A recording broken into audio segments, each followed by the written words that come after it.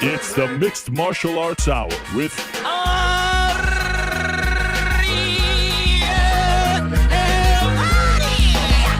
The Mixed Martial Arts Hour is back in your life on this Monday, October 9th, 2023. Hello again, everyone. Welcome back to a brand new edition of the program. Ariel Helwani here with you on this Canadian Thanksgiving. Happy Thanksgiving to everyone in Canada who is celebrating today. Thank you to GC for these CFL cards that he left on my desk. What a nice surprise that was. I can't wait to open these later on today. I'm actually really excited about it. I wonder if I know anyone in this 1992 pack, and anyone out there celebrating Indigenous Peoples Day as well. I hope that you are having a great day, and I appreciate you joining us here on this lovely fall afternoon in New York City. As always, our program is presented by our good friends over at DraftKings Sportsbook. They are the official sports betting partner of not only this program, but the UFC as well. Please download the DraftKings Sportsbook app today, and if you're a first-time user, put in the code THEMMA and they will hook you up. Please support them because they support us. Back into the show, we're going to talk to Cris Cyborg, who had a big win this weekend at Bellator 300. UFC 300 still to come. Bellator 300 has come and gone. It was in San Diego, and Cris Cyborg, who should have been in the main event, defeating Cat Zingano. That's how the event, in my opinion, should have ended, given her history and her place in the sport. But nevertheless, what was a fun main card ended with Usman Nurmagomedov, of course, defending his title successfully against Brent Primus. Cris Cyborg is going to join us at about 3:30 to talk about her big win. Over on the UFC side of the street, Bobby Green had a massive win over Grant Dawson. Took him just a matter of seconds, 30-something seconds, to beat Grant Dawson. What a great story this has become, and he's going to join us at about 3. Joe Pyfer had an incredible win once again in the UFC, this time over Abdul Razak Alhassan.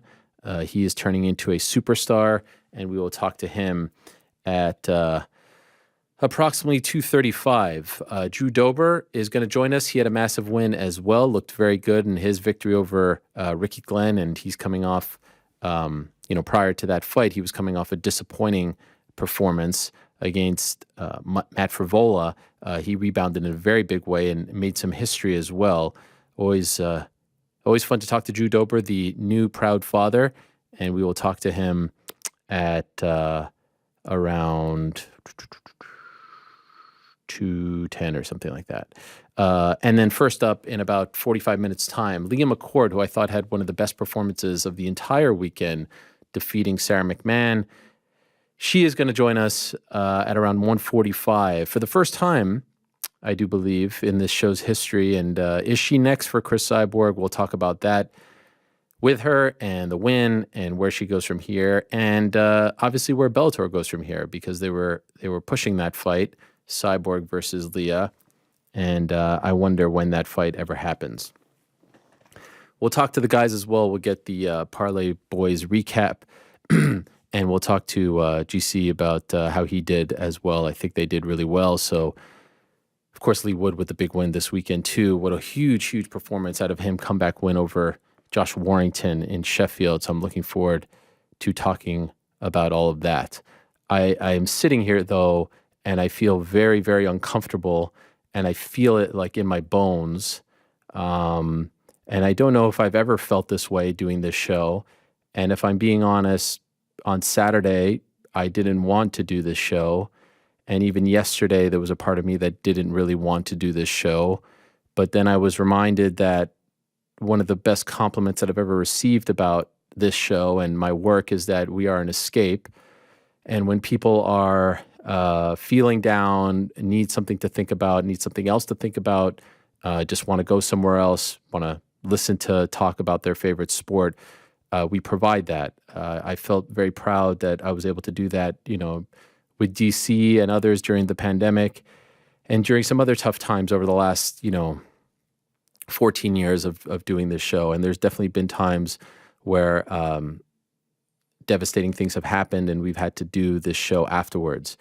But I don't think I've ever sat in this chair or any chair feeling the way I feel right now, because if I'm being honest, I don't really have my heart into it today. And I'm going to do my best, and I'm going to try my hardest. And there have been times where my heart hasn't been into it. And then once the red light comes on, I'm able to get over that.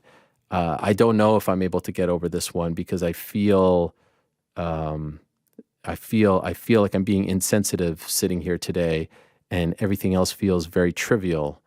But I just need to get some stuff off my chest, and I promise that I won't make this too long. And I recognize that I'm speaking to an audience that may not agree with everything that I'm saying, and an audience that may not even care about what I'm saying. But I'm here, and this is my show, and I would be lying to you and to myself if I just sat here and pretended like nothing is affecting me right now. Over the last 48 hours, what has happened in Israel has been heartbreaking to witness, and I'm not going to pretend that heartbreaking things don't happen across the world every single day. They do, and it's a horrific part of our society and life. It just so happens that this particular situation hits very close to home. I am very proud to be Jewish. I am very proud to be a supporter of Israel and a supporter of its existence. And this one hits really close to home. It's heartbreaking to see what happened on Saturday. It's heartbreaking to see the images. It's heartbreaking to see the videos. It's heartbreaking to read the stories.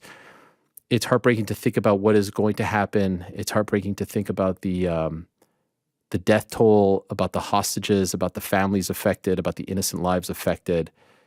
It's heartbreaking to stomach all of this, and it hits very close to home for multiple reasons. Number one, because I am Jewish and very proud to be Jewish, and quite frankly, I'm tired of being made to feel like that is something that I should be not proud of. I was just in Israel in August. I never really publicized this, but when I took my vacation, I was in Israel. When I joined the show after Sean O'Malley's win, I was in Israel, and it was one of the best trips of my life. And perhaps that is why this is hitting a little closer to home. I was just there 5 weeks ago, and I was there with my kids for the first time and with my wife, and I had not been there in 15 years. And it was an unbelievable trip. Probably the best trip that we've ever taken. It was for my my nephew's bar mitzvah, and we were in the country, all over the country for 2 weeks. And the biggest takeaway for me, honestly, and I said this multiple times to my wife, was, you don't travel to a place for long enough, and you read certain things, and you start to develop a certain set of ideas and notions about that place. And then you go there and you realize that a lot of that is incorrect. And one of my biggest takeaways from my trip was how vibrant and how diverse Israel was. And when I say diverse, I mean a place where I met a ton of Muslim people, a ton of Christian people, a ton of Jewish people, and perhaps because of my public persona, a lot of people came up to me, especially after Sean O'Malley's win. I referenced this, I think, in the interview on the Monday after when I joined. I was in Jerusalem at the time, and I'll never forget, on one of the Fridays that we were there, I was going to a Shabbat dinner, and someone came up to me on the street when I was walking with my family, and he said that he was a big fan of the work and the show. And as I usually like to do, this person came up to me and said, that he watches, that he enjoys the sport. And I asked him, who's his favorite fighter? And he said, Khabib. And as he said Khabib, right away, he said, I'm not Jewish. And I said, that's great. I'd actually love to hear that. And we talked about Khabib, and we talked about the Conor fight. And then I said, okay, I have to go. And we took a picture, and that was it. But I met so many people like that. I was in a car with, we went, when I did that hang gliding thing that we showed on the show, the whole business was run by non-Jews, by Arab Israelis. And I got to ride in a car for 20 minutes as they picked us up and go around with a guy whose English wasn't great and my Hebrew wasn't great, but we were able to talk about things. And I was asking him a ton of questions because that's what I like to do. And he was not Jewish, and he was telling me about his life and how they live in harmony and things like that. And it just made me feel a lot better about the future of Israel and about the way in which Jews and non-Jews can live in Israel. And I left with such a feeling in my heart that perhaps there is going to be better days and maybe down the road peace and harmony and things of that nature. And then you get to Saturday and you see people at a music festival, murdered. You see women, you see elderly, you see young kids, and these are just innocent people, and they don't deserve that. And that is not war. That is terrorism. That is not armed combat. That's the rules of war is, soldier versus soldier. That's not what that was. And it's hard to see that, and it's hard to hear about hostages and read about it and see those videos. And I just feel like a broken human being. And then you inevitably see, people defending it, and you see the whataboutism, which we've talked about on this show. And I've tried to stay away from all of this as much as I can because I know that in this world I am the minority. But I can't stay away from it today because I'm part of the problem if I stay away from it today. Not with this platform and, not with important people in this sport trying to put out a different kind of message. I want to be very, very clear about how I feel and about how everyone that I know and live with and are friends with feel. Every single person that I know wants peace in the Middle East. Every single person that I know wants peace in Israel and in Palestine. Every single person I know is fully supportive of Palestine being a vibrant, thriving, successful nation. Every single person I know just wants to go visit there and have fun and feel safe and feel like they are welcome. And that's, if you're a man, a woman, a child, no matter your gender, your sexuality, it doesn't matter. Every single person I know. Do I agree with everything that the Israeli government does? No. Do I agree with everything that the American government does? No. Do I agree with everything the Canadian government does? No. You need to strip that aside. Every time we talk about this thing, it can't always be, what about this? What about that? What about this? Where was that same energy? Where is this same energy? What happened on Saturday was a terrorist attack. Those people did not deserve that. And what is going to happen now is going to be horrific to watch. That is the unfortunate byproduct, and that makes me incredibly sad. I don't want to see anyone in Gaza. I don't want to see any of the good people. I don't want to see any of them hurt. I don't want to see any lives affected. I don't want to see any families affected. I don't want to see anyone die. I don't want to see anyone displaced. I don't want to see anyone taken hostage. And I don't want to support terrorism. And if you support this, if you support what happened on Saturday, that's what you're doing. I don't know how anyone could defend this. It's never been black or white. It's never been, it's a very complex issue. I recognize that. But don't tell me, as I saw on Saturday and Sunday, don't tell me to learn about my history. Don't tell me to educate myself. I've learned it. I've lived it. My family has lived it. As I said on Saturday, parents escaped Lebanon because they were Jewish. Grandparents imprisoned, kidnapped by the PLO because they were Jewish. I'm not just speaking because I see some tweets and some TikTok videos. I'm speaking from history. I'm speaking from experience. I grew up around all of this. And I don't want to see it ever again. And so I just want to say that my heart goes out to everyone who has been affected by this. I can't even imagine what they're going through. I've spoken to a lot of people who are there right now, who have had to be called in to fight. Neighbors of mine are there. Friends of mine are there. People that I know that I speak to frequently are there. That's why this hits very close to home. I don't want to see anything happen to them. I don't want to see anything happen to anyone. I just want there to be peace. I want there to be harmony. I want both sides to be able to live together, just like we live with Canada here and get along. Why can't it happen there? And I know that's a very idealistic way of talking about something that probably won't ever happen just because of the deep-rooted issues. But how you can support terrorism, how you can support the killing of innocent ladies, girls, kids, elderly, is something that I'll never be able to fathom. And I know I'm going to get shit for this, and I know that people are going to write to me, and I know that the DMs feel like a cesspool, and the ratio of hate to positivity is like 99-1. It's unlike anything I've ever seen, and I get that, and that is nothing, and it doesn't faze me or bother me one bit, and it pales in comparison to what the real people are dealing with. I once did a video in 2021, the last time something sparked, and I talked about my support of Israel and its right to exist and defend itself. And people use that clip as a way that, like, I exposed myself. Like, that's a bad thing. And that isn't a bad thing. That's something that I'm very proud of. There has to be a place for Jewish people to live.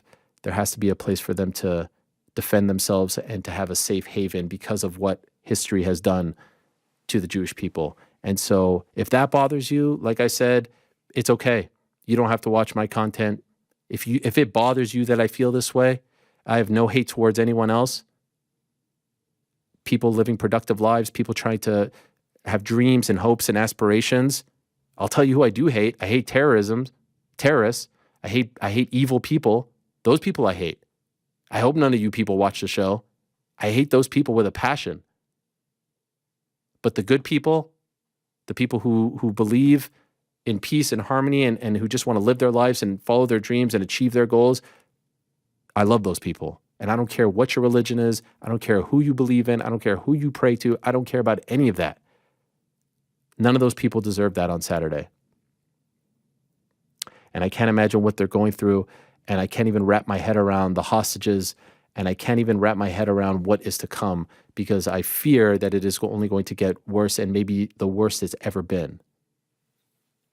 But I am not ashamed to sit here today and say that I am prouder now than ever to be Jewish, and I will not let any of the people out there who try to make us feel bad about that succeed. The people like myself only want good things for the region, and what happened on Saturday is unfortunately going to make things way worse, and I wish that wasn't the case, and I'm certainly not rooting for that. I wish a snap of the finger would take us back to Friday, at the very least, and I know that wasn't a great spot to be in, but it was certainly better than the spot that we're in now. And so I just want to say that my heart goes out to everyone in Israel right now. My heart goes out to everyone in Gaza, everyone who is affected by this, everyone who is afraid, everyone who is struggling, who is nervous, who is anxious, everyone who is fighting for what's good. There's a famous song in Hebrew called Lo Mefached, and it means "do not be afraid." And I saw some videos of people singing that song, and it really touched me in my heart. And I don't know how they cannot be afraid, but I give them all the credit and love in the world. And I just hope that this can end, and that we could go back to a world where they can at least live in some sort of thriving and prosperous way, and that there will be no more terrorists and people using others as pawns in all of this, because no one deserves that. And so that's it. I'm a little bit rambling right now, but I just had to get that off my chest. This is a very, very hard day. It's a very hard time for humanity. It's a very hard time for Jewish people, for Arabs, for Muslims. I would like to think that the majority of the people watching the show feel like I feel, no matter your religion, even if you are a third party. I would like to think that we all could agree on that no one wants to see people die, that no one wants to see, countries fall, and death to this and death to that they truly don't believe these vile things that I'm reading. I would like to think that at least this community that I've helped build feels that way. I know that's a little bit naive, because we're, out there, and this is a very diverse sport. And that's the beauty of the sport. But I hope that, everyone can be respectful, and And just remember that these are innocent people, that these are innocent lives, and the vast majority of the people involved didn't ask for this and don't want anything to do with this. So I'll turn the page now, and I'll stop talking about this.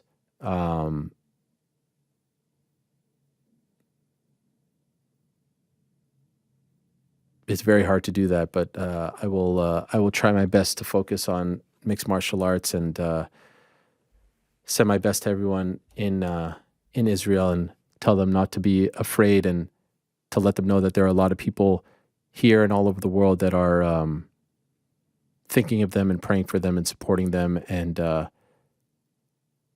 pulling for them. All right. We turn our attention to Bellator 300, which happened on Saturday in San Diego. And it was a weird vibe, because it wasn't, in my mind, it didn't feel like a celebration of Bellator. It felt like the end. And 300, like UFC 300, is going to be a celebration of the UFC, and they're going to stack the deck. And credit to Bellator, they tried their best to stack the deck. Although I would argue Bellator 301 might even be a better card than 300. That's just the way the cookie crumbles. But 301 is really interesting, because there is some debate as to whether or not 301 is going to happen. I feel confident in saying if 301 happens, that is the end of Bellator as we know it. Could it continue as its own entity under a new regime, most likely the PFL regime? Yes. WEC continued under the Zuffa regime. Strikeforce continued under the Zuffa regime as well. But there is some debate right now as to if 301 is going to happen, and it would blow my mind to a degree if it gets canceled. If it gets canceled, and it feels like a 50-50 situation right now, because that would be very reminiscent of what we witnessed 15 years ago, which was Elite XC crumbles in October of 2008, and then the event that they had scheduled for November of 2008, the Night of Champions event with Nick Diaz and Robbie Lawler and Joey Villaseñor and all those guys, that never happened, but that was booked, and it got canceled after they crumbled. And so I'm really curious to see what happens here, because based on the people that I'm talking to, this, there's a debate as to who should cover the costs associated with 301. And so I just wonder what's going to, it does not feel like a ironclad done deal at the moment that this thing is going to happen. So the next few weeks, I think, are going to be really interesting in the world of Bellator. Will the new ownership pay for it? Will Viacom pay for it? I don't know. This is part of the debate. I mean, I hope it happens, and I hope that the fighters scheduled to fight on that card. I mean, I can't wait to see Patchy Mix versus Sergio Pettis and Yaroslav Amosov on the card as well, among others. We talked Rafion Stotts and Danny Sabatello, etc. I really am curious to see how this all plays out. And so there's interest from the perspective of, I'm curious to see how this whole story plays out, and I'm curious to see what PFL, which at this point it feels like they're on the goal line to getting this done, what they end up doing with Bellator, and who ends up coming over, and do we see Kayla versus Cyborg? Do we see Johnny Eblin go over there and fight someone else? And do we see this guy fight that guy? But there's a part of me that's a little bit sad too, because as we've talked about, the number 2, for all intents and purposes, is going away, and it's merging with 3, and that leaves a slot open, and that leaves one less place for fighters to go to and to negotiate with. And, the point that I think is missed when talking about Bellator and its legacy is that they made it to 300 shows. No other promotion outside of the UFC has ever made it to 300 shows on a national scale. Like, I know there's like Rage in the Cage and some other, but like doing what they were doing at this scale, no one's come close to that. No one's come close to that. And that's a huge success amid ownership change and whatnot. That's a massive success, and they should be applauded for that. But unfortunately, ran its course, and there's probably a lesson to be learned about who you're owned by. And ultimately, if you're owned by a network that kind of just views you as a production company, and that's not a knock on them, but you like Bellator is a company that produces content for them. Eventually, just like every show comes to an end, just like the show that I work on, Real Sports, is coming to an end in December, it's going to come to an end because there's new ownership and someone's going to look at the budgets and say, this is costing too much money, or we don't want to be in this business, and that's it. As opposed to if you're just a promoter or someone owned by, a very rich person, you're like, no, I want to keep this going because I'm growing a brand, and, we're not going to, we're going to keep this thing going. We're going to invest, we're going to sell, we're going to do this. It's different. It's very different. It's very different when you're a part of a network. So it's going to be really interesting. Like they did the face-off with Leah McCourt, who we're going to talk to in 20 minutes. And I don't know if that fight is ever going to happen. Who knows? And where is it going to happen? Under what umbrella? It's just a really fascinating time. It's a super fascinating time in the history of the sport and certainly in the history of the promotions. But in the end, Liz Carmouche defeated Alima McFarlane. Unfortunately, Alima McFarlane missed weight, and it ended up being just a title fight for Liz Carmouche. And then she had a leg injury in the 5th round. And you could just tell the whole time that they were uncomfortable with fighting each other. And it was I give them credit for doing it, but it was like a little bit uncomfortable to watch. Liz's story has been amazing. Her renaissance has been incredible. So all credit to her. Cris Cyborg beating Cat Zingano in the 1st round, 4 minutes and 1 second. And Usman Nurmagomedov, like I said, who may be one of the best fighters outside of the UFC and certainly one of the best fighters, period, in the sport at this juncture, considering what he's done. I can't wait to see what kind of competition he would get if brought over to the PFL. He defeated Brent Primus via unanimous decision. Gentlemen, what did you guys think of Bellator 300? How did you feel about the vibes? I know, GC, you even watched the post-lims, which is a huge distinction. Well done to you. I know the action was fast and furious. I believe 3 unanimous decisions in the post-lims. Yeah, badge of honor, sweating it out. Bryce Meredith. Around like 1 a.m.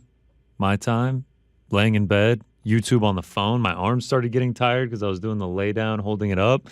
But I mean, it's all part of the game. I mean, that's just what we do. Overall, what do you think of the event? Yeah, I thought it was pretty good. I mean, the production was clearly stepped up. Like they had like the WWE-esque, like massive 3D, like AR graphics above with like the belt and everything like that. I loved the custom gloves. Loved how it felt like it was a different type of show for Bellator, like custom scorebug. I'm a sucker for all that stuff. So yeah, I liked it. But in terms of the fights itself, I feel like it didn't differentiate that much. Like it didn't feel that huge to me. It didn't feel like. Did you agree with me? I said it felt like sort of the end as opposed to a celebration. Yes. There was like like almost like them celebrating the history. Like they were unloading the clip. Yeah. Like I'm with you. Like, and the 3 title fights, like it didn't feel like there was a ton at stake. I mean, especially the card. I mean, honestly, all 3 of them were just one-sided as it gets. It didn't feel like there was like a palpable energy around it. What do you think, Rick? Yeah, I mean, we've been hearing about this potential sale, merger, whatever ends up being the business acquisition, if anything, for so long now that it couldn't help but kind of have that cloud hanging over it. And naturally, when it comes time for the post-fight press conference, it's hard to like ask about the future. And when you see Leah McCourt and Cyborg squaring off in the ring, or the cage, you think to yourself, is that even going to happen? Is it happening under another banner? It is too natural to kind of spin forward and start thinking about the future, and you really can't think that far in the future based on the current circumstance. So I agree with your point. Like that kind of colored the evening much more so than like we're celebrating the significance of the 300 events, which is significant, and I do believe that they tried their best in terms of some of the elements that Connor was talking about to make it feel special. But this is just too prevalent a storyline and hanging over. And even, just earlier in the week or late the prior week, I think it was earlier that same week, we're hearing about Ryan Bader falling off the card.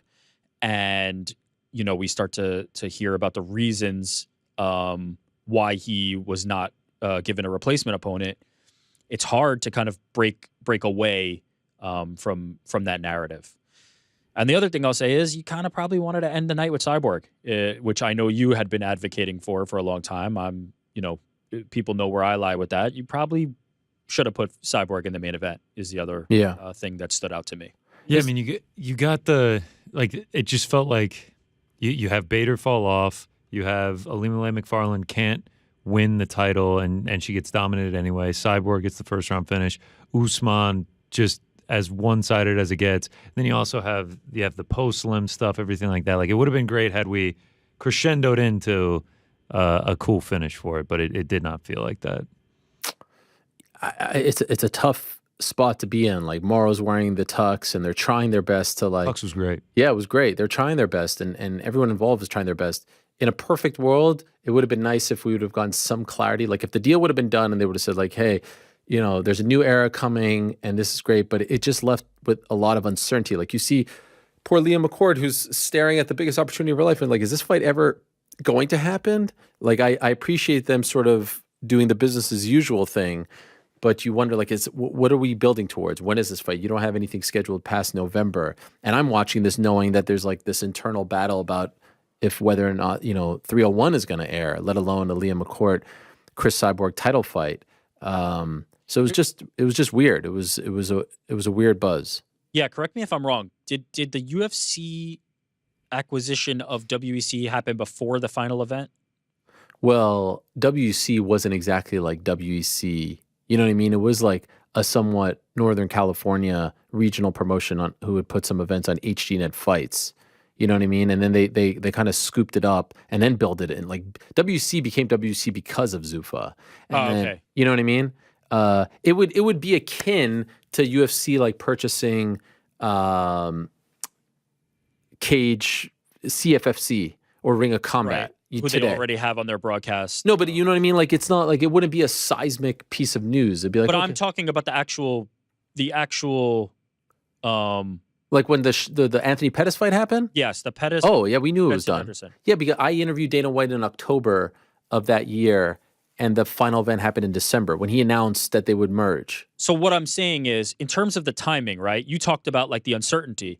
With that, it's like a going away party. Yeah. Like, there's already the clarity. Like, we know that this is going to be the final event. Here it is. And we're going to put on a great performance, and we're going to send everybody out in the way that they want to or want it to be. And this one, you don't have that. You can't say, like, is 300 the last event? Will we see 301? Or is 301 the last event? There is that cloud hanging over it. But I think Scott Coker made a great point, and I think this is kind of going under mentioned and understood. Like, people are not recognizing that Scott Coker, Bellator are owned by Viacom, right? Bellator is not independent. Bellator is not able to decide its future. The company that owns them, Viacom, is the one doing deals, making transactions, deciding their future. So when Scott Coker is put in the position to say, hey, is the sale happening or not? It's not in his best business interests or the interests of Viacom for him to give that info or push the deal in one direction or another. That's not his place. He is representative only of Bellator. He is not a representative of Viacom. And therefore, they have to do their best to kind of, make the best of the situation and operate as Bellator has. But it's ultimately Viacom's questions to answer. It's ultimately Viacom who is deciding the fate of this, and not Bellator and not Scott Coker. And he's the one who has to answer the questions at the press conference, but he doesn't have those answers. Or he may be privy to those conversations, but it is not up to him. It is Viacom's role. It's a tough it is spot. Viacom so while Bellator is having to continue to operate in this capacity, it's Viacom who's the one who's going to be doing this deal. It's Viacom, if the deal happens or if there is a deal, it's Viacom who's going to have to decide when the end is actually coming. So it's a bit of a push and a pull between Bellator and Viacom, where Bellator is the one who is the public face of it and having to answer, and Scott Coker in particular having to answer the questions, when in reality, it's not his questions to answer. In a microcosm, that represents like the issue that he's had all along with Bellator as opposed to Strikeforce, right? Yeah, Strikeforce was his. Yeah. He owned it. Yeah. Here, he was essentially an employee with a vested interest, but a much different position. A bit of breaking news that I'm seeing on the timeline right here, courtesy of AG Fight. You guys seeing this? Yes. I feel like... I'm not. I'm about to receive it with the audience. Okay, here it is. I've not confirmed this because we're doing the show right now. Thanks for that. But according to AG Fight, they are saying on November 4th in Sao Paulo, the new main event is now your boy Jailton Almeida against Derek Lewis. Yeah. You see that? Yeah, kind of a... Wait, I thought you didn't know. I actually had seen it. Oh, I didn't know what account it was. We were talking Bellator. I thought we were about to get something like big and breaking. That you'd be like, wow, because I know you was not big and breaking. No, Rick got that actually. Rick got that reaction out of me. I mean, a little bit disappointing for my guy Jailton. I mean, we were getting a huge fight against Blades. We were finally going to get the wrestling and the ground game really tested, and now Derek Lewis feels like a bigger fight, though. No, blue belt Derek Lewis, baby. Can I just say before we continue on this, confirmed by Damon Martin and okay, all right, thank you. So yeah, so it is legit. Appreciate that. Already had a bet in on my boy Jailton. I like it for Jailton. I mean, higher profile guy, probably not the tougher test, right? I don't think so. In terms of his style, I don't think so. But I mean, he's probably gonna get the chin tested. Another flying knee. Derek Lewis gets back on track, and then he has to fight Jailton Almeida. Couldn't they have given him like 3? How many main events has Derek Lewis had? So many. Oh, in his life. This is a perfect Derek Lewis fight. Not enough though. This is a perfect Derek Lewis fight. Just hop in there, get paid. Doesn't matter if you win or lose. Move on to the next one. Like, this is Derek Lewis. This has Derek Lewis written all over it. Get some acai. Yeah, sure. Save a main event. Probably get grappled to death, and then just bounce back with a knockout win the next fight. This is Derek Lewis 101 right here. All right. I'm looking forward to that one. No, as am I. A little Brazilian steakhouse the night before. Oh yeah. What about this tweet here from Nathan Diaz? Yes. How do we feel about this? You're full of shit. I didn't ask for shit. I'll fight you tomorrow. And in MMA, the problem is you suck and I don't work for something PFL. Yes. Yeah. Dumbass, you do. Rematches in boxing, trilogies in MMA. You need time to train anyway. You suck. New Year's Eve is good. What is this? Is Nate Diaz asking? Is he asking for a rematch? A rematch on New Year's Eve. Are we interested in Nate Diaz versus Jake Paul boxing again? No. I'm more interested in the MMA fight just because that's a new wrinkle, right? I want the MMA fight. It seems like they're at odds. It seems like Jake Paul is very ardent and pushing for... Are you surprised that he's advocating for this? That Nate is pushing for a boxing fight? Yeah. No, because it's what he's been saying since the moment the fight ended. He wants revenge in the way that he lost. He wants the boxing fight. So I'm not surprised at all, no. No, but like the PFL thing seems to be a hang-up. Why not... Just like MVP co-promoted with Real Fight, just let PFL co-promote with Real Fight in the MMA fight. You know what I mean? I feel like he's getting hung up on the PFL thing. I think that's correct, but it feels very Nate Diaz to do so. Sure. I think that's correct, but look, there is a difference, right, between Jake Paul has a promotion and Jake Paul is co-promoting the fight, and Nate Diaz has a promotion and Nate Diaz is co-promoting the fight versus Nate Diaz is co-promoting with PFL. There is a difference, right? Like there is a difference because Jake Paul will be fighting for them, but representing PFL. I could understand the trepidation or the degrees of separation and wanting that to be different, but at the same time, it feels like the easiest payday in the world for Nate Diaz. Like just do it, just tap Jake Paul in 2 minutes and move on with it. My thing is just do the rematch in MMA and then the trilogy in boxing if this is what you really want. Get the victory in MMA, go 1-1, and then do the trilogy. Plus, just to see Jake Paul do MMA and going up against a guy like Nate Diaz, I want to see that. But ultimately, I just kind of want to see Nate fight Dustin Poirier or someone like that. Yeah. Oh, 100% if that's the option, and Jake Paul move on with his boxing career. Conor McGregor seemingly on his way back into the USADA pool. That fight would be interesting. I think Chandler deserves that fight. Just given his patience. You don't think he deserves it? What for? What? Based on what? Because he was... Conor McGregor picked him Now Conor McGregor could decide to pick somebody else. What does he deserve it on the basis of what? Promise. I think it's going to be McGregor, Chandler. I'm not saying it won't be Chandler, but my point is like he deserves it because what? Because he did tough. Yeah, sorry. He he earned it on promises the basis made, of promises kept. Yeah, by who? He earned it on the basis of Conor McGregor selecting him. I have no problem if Conor McGregor says, you know what? It's been a while. I'm selecting somebody else. No problem. No issues. He gets to hand out the red panty night. This is the nature of the Conor McGregor game. Which fight does better on pay-per-view? Oh, come on. Nate Diaz, and Conor. McGregor. I wonder if it's just equal. Nate and Conor. I think it would be Nate and Conor. Does Nate and Conor at this point, if they book it for UFC 300, does it get? That'd be so good. Does it get 2 million buys? Ooh, 2 million? Yeah, maybe. There is going to be a percentage increase of pay-per-view purchases just on the strength of 300. To the point we were making about Bellator, it will be the opposite for UFC. UFC 300 is going to feel like a spectacle, and there will be people who are coming into the tent just on the basis of that. So if you throw Conor McGregor and Nate Diaz, 2 megastars on it, yeah, I wouldn't be shocked. I would not be shocked at 2 million. Yeah, I was kind of thinking this weekend as I was watching Bellator 300, like it feels like UFC 300, it really is going to be like palpable. Like it's going to break into like the normal public sphere where like people are hitting me up that never watch MMA and they're like, oh, who's going to win this fight? Who's going to win that fight? And it's like, when was the last time you watched a fight, man? It feels like it's going to be like that massive. Yeah. No, for sure. Do I need to make clear that I'm not anti-Michael Chandler? Do I need to make clear that like I'm No, I happy get if Michael it. Chandler gets the I get fight? it, but I just feel I feel bad. I kind of feel bad for him, to be honest. Like I would feel bad for him too because the delay in this is none of his fault, right? Like Michael Chandler's been ready to go since whenever. Like he's been raring and ready, and Conor McGregor has been the hang-up. But at the same time, let's not mistake this.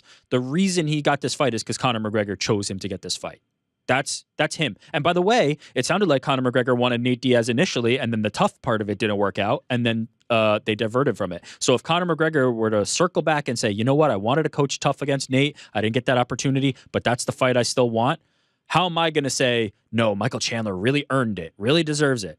I feel like you were in the trenches with us watching Tough. Tough diehards, the people that have been there day one, watched the whole season of Tough, we should see this fight through. That is true, but actually, to your point, they did go down the road of Nate and Conor coaching Tough. Yeah, why not? That would have been amazing. It would suck. It would suck for Michael Chandler. If you're Michael Chandler and you put your career on hold and just get skipped like that, that would suck.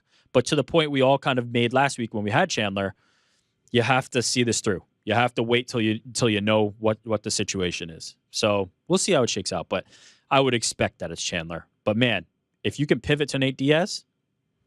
Doesn't sound like a bad idea to me. Nate's focused on the Jake fight right now. Or not. Yeah. New Year's Eve? What day? December 23rd. New Year's Eve is a Sunday. I guess that could happen.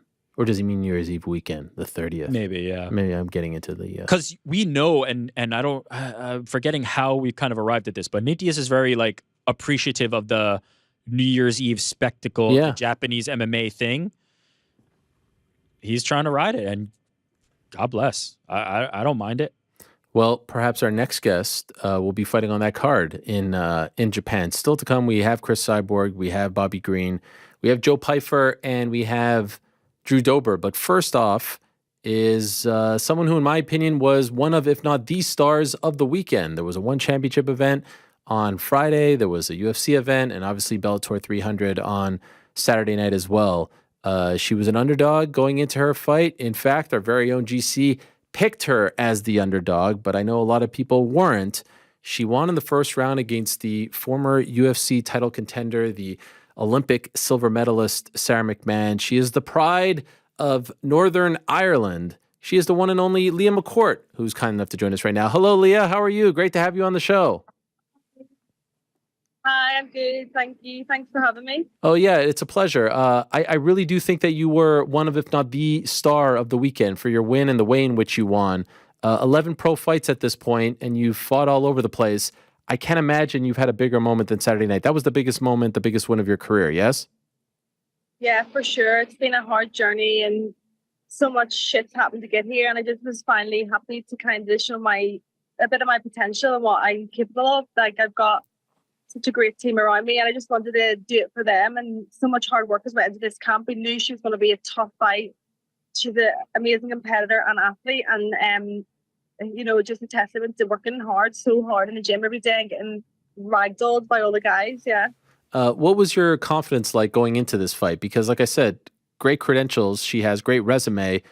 Maybe on paper the toughest opponent you faced so far, and you went in there like a freaking boss, chin up, hands up, and you dismantled her in the first round. It was incredible to watch. How were you feeling though going into the fight? Did you believe you could do that?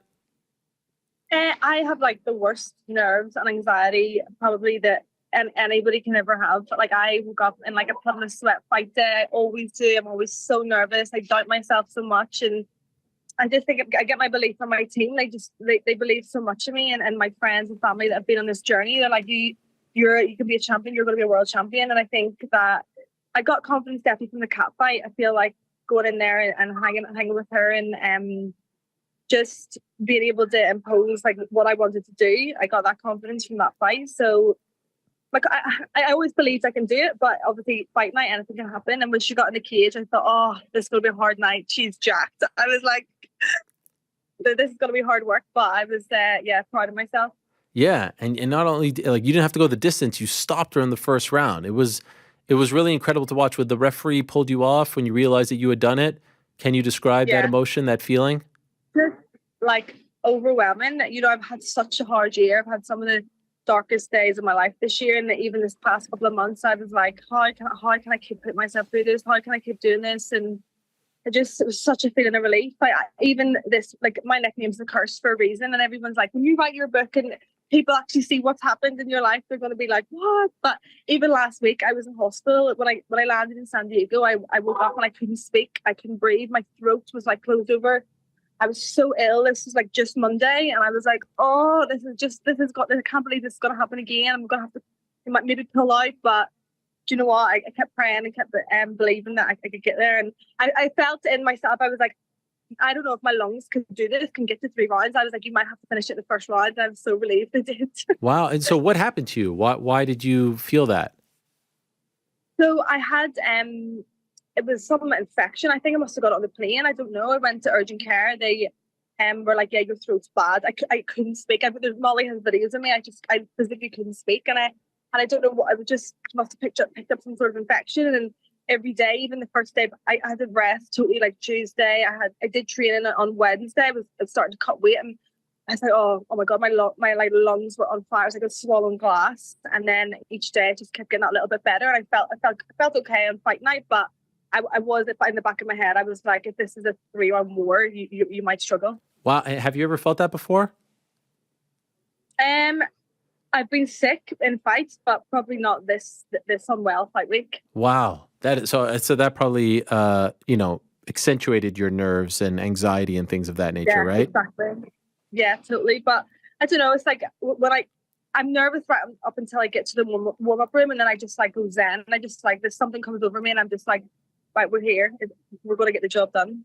Can I ask, you just said that this past year has been one of the toughest, and the last few months have been some of the toughest. Can I ask why? Yeah, I don't want to get into it. I just definitely have had such a tough, like mental year with a lot of different situations, and it's just like, what else can life throw you? What else can happen to try and deter you from your goals? And yeah, just a lot of times I was like, I don't know if I can keep putting myself through this. Obviously in camp, I live in Belfast, and I have to leave Isabella every week. I fly over on Sunday and home on a Friday. So I'm in Liverpool, like Sunday to Friday. I see Isabella at the weekends, and then I'm back in camp again. So there's a lot of flying, a lot of like stuff that goes on. But yeah, it's been a tough journey. And coming off that Cat loss, it was devastated. And a lot of people felt like I won that fight, and to come away and after working so hard with the team and not getting a decision, I was like, I need to win this. I need to make a statement. And just curious, obviously you train with a great team in Liverpool, but have you ever considered, just to make your life easier, moving to Liverpool or just training in Belfast just to alleviate some of that stress? So I used to when I lived in Belfast, I used to train in SPG and Owen Roddy's gym. I used to do like the 2-hour drive, like each way every day to training. And there's nowhere really for me in Belfast, and Isabella is at school there. So like her happiness, and like she's like getting straight A's in school. I've got a great family, so it's like she's definitely like the priority. Her, you know, as a child growing up and having my family around her, that's my priority. And she's at that age that I've been able to now leave and train full time at Next Gen. I've always trained there back and forth from the start of my pro career, but the fact that the last 3 camps I've been able to just do my full camp there, it's been a lot better. And I think you can see that in my progress. Who nicknamed you the Curse? It was Molly. And why? It's like I used to drive to Dublin and things would happen. Like my car would blow up on the way to training, or like every single week or day something like dramatic happens. It's like if something goes wrong, it's going to happen to me. Jeez. And are you okay with like before the fight they say the curse, like just having that hang over your head? Are you okay with that? Usually no, I'm not okay. I'm like the announcer always says, "Do you want me to say the curse?" I'm like, "No, don't say the curse. People just call me that. Don't say that." Oh my. Yeah, or maybe you could spin it as though like fighting you is a curse, like you bring the curse on other people. Maybe that could be. Let's say that, yeah, definitely. And so you win that fight, and then you're gearing up to watch Cris fight Cat Zingano, who you just fought, wonderfully. You lost a razor thin decision. Did you think Cris would, I don't want to say easily get by Cat, but it was fairly one sided as well. Did you feel like that would happen in that fight? Yeah, to be fair, I did. And the whole camp, I was like, in my mind, I was envisioning face off against Cyborg in the cage. I was like really believing that was going to happen that night. And after I won, I was like to Kogan, can I get in? Can I get in when she wins? And he was like, yeah, okay. I was like, oh, it's like that photo is just like what I had in my head, like my whole camp. And I think just to get to this point in my career is like unbelievable. Was that surreal? Squaring off against one of the greatest ever like that? Totally surreal. It's like just where I've come from and just everything that I've been through, and to get to that moment is, it was unbelievable. And then, like you're talking about your bad luck and things like that. I can't help but think about just like, okay, you reach this point, you have the biggest win of your career. I know. Yeah. I know everything's up in there. Yes. That's exactly what I said. I don't mean to harp on that, but the future of Bellator is very up in the air. So is there a part of you that's like, oh, geez, just my luck. I get here, I'm staring at Cris Cyborg, I beat her, it's the biggest win by far, and who knows what the hell's going on. I know. Like I was told that, if that fight can happen in Belfast. Obviously I'm so proud to be from Belfast. We've had such massive fight nights and friends with Carl Frampton. I grew up going to watch the boxing with my granddad. He's in big arenas, and Mick Conlon and Tyson Fury had big fight nights there, and I was like, I want to be the female, I want to be the girl that brings like the biggest show to Belfast. I want to bring just for everyone there, for all sides of the community. And then I still, do you know what, in my heart of hearts, I believe it's going to happen. I believe I'm going to fight Cyborg in Belfast.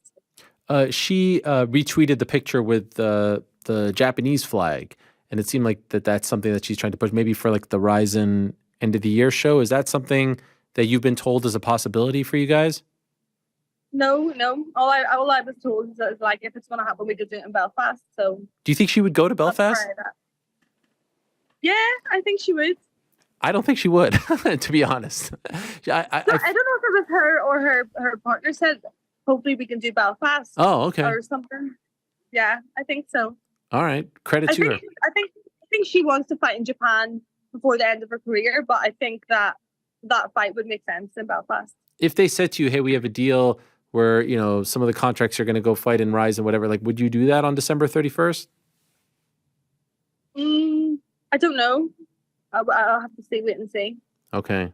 Belfast. You don't even want to talk about Japan as a possibility. You're just trying to push everything to Belfast. By the way, you speak of, and actually, coincidentally, they just announced a return to Belfast with Mick Conlon this past weekend with Matchroom. Yeah. So big fights are coming to Belfast. Card. Yes. Yeah, that was a great card. I always. Why did you choose MMA and not follow the path of a Frampton or a Conlon back in the day? Why didn't you go down the women's boxing route?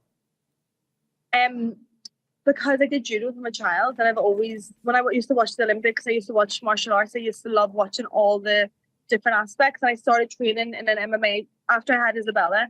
I started training in an MMA gym and just was just fascinated. I just loved it, and I loved the fact that you could grapple, you could do jiu-jitsu, and you could strike as well. So yeah, it's definitely MMA in my heart, not boxing. Okay. Your parents put you in judo, right? Yeah, my dad did. Yeah. Just because, or did he practice as well? No, so he's actually from Liverpool, so I'm actually half Scouse, half Oh wow. Irish. Yeah, so it's like fighting was definitely in my blood.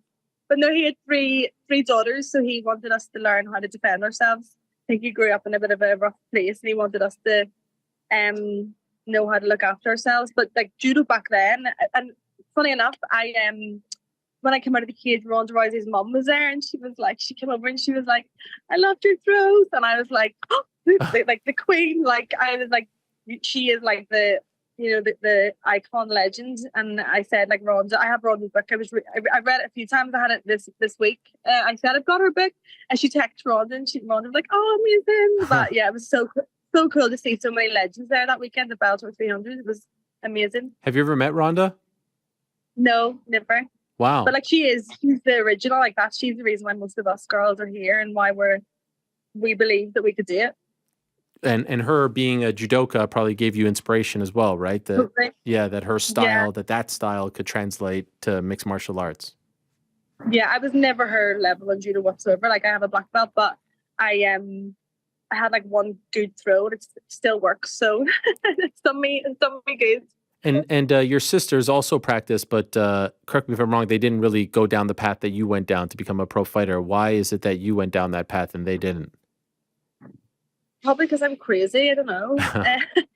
But I just I've always loved competing. Like I grew up and I was in every sports team. I was like national chess champion. I was a show jumper. I had horses too. I was doing judo. I was doing basketball. I was doing hockey. I was just like, my competitive nature is just in my blood. And yeah, but speaking of that though, my sister, she fosters kids, and one of the little girls she has at the minute is doing judo. Wow. And she's only 6 and she's amazing. And she's like up watching my fight with my Isabella and screaming at the TV. So it was just like the best feeling to bring that win home for them. Your daughter is now I think you had your daughter when you were 18, correct? Yeah. So yeah. How old is she now? She's 13. 13. Does she say that she wants to practice and fight and follow in your footsteps? No, not at all. We're like best friends. She's my biggest fan, but she's like the total opposite. She plays like electric guitar and is like a straight A student, and she loves coming to the fights and supporting and watching. She's like the best child. Like I am so blessed by God with her. She is her grace and elegance. She's the best human, and she definitely is my biggest motivation. But she's not gonna fight. She loves training. We train together, we go to the gym, but okay. No, she's not into it. No interest whatsoever in even competing in judo or anything like that. And does that make you happy? Would you prefer that she doesn't have interest? I just want her to be happy. Like I'm not pushy. As long as like she's happy. I think the world is crazy at the minute with what's just everything that's happening, and I just want her to be content and happy. That's my biggest wish.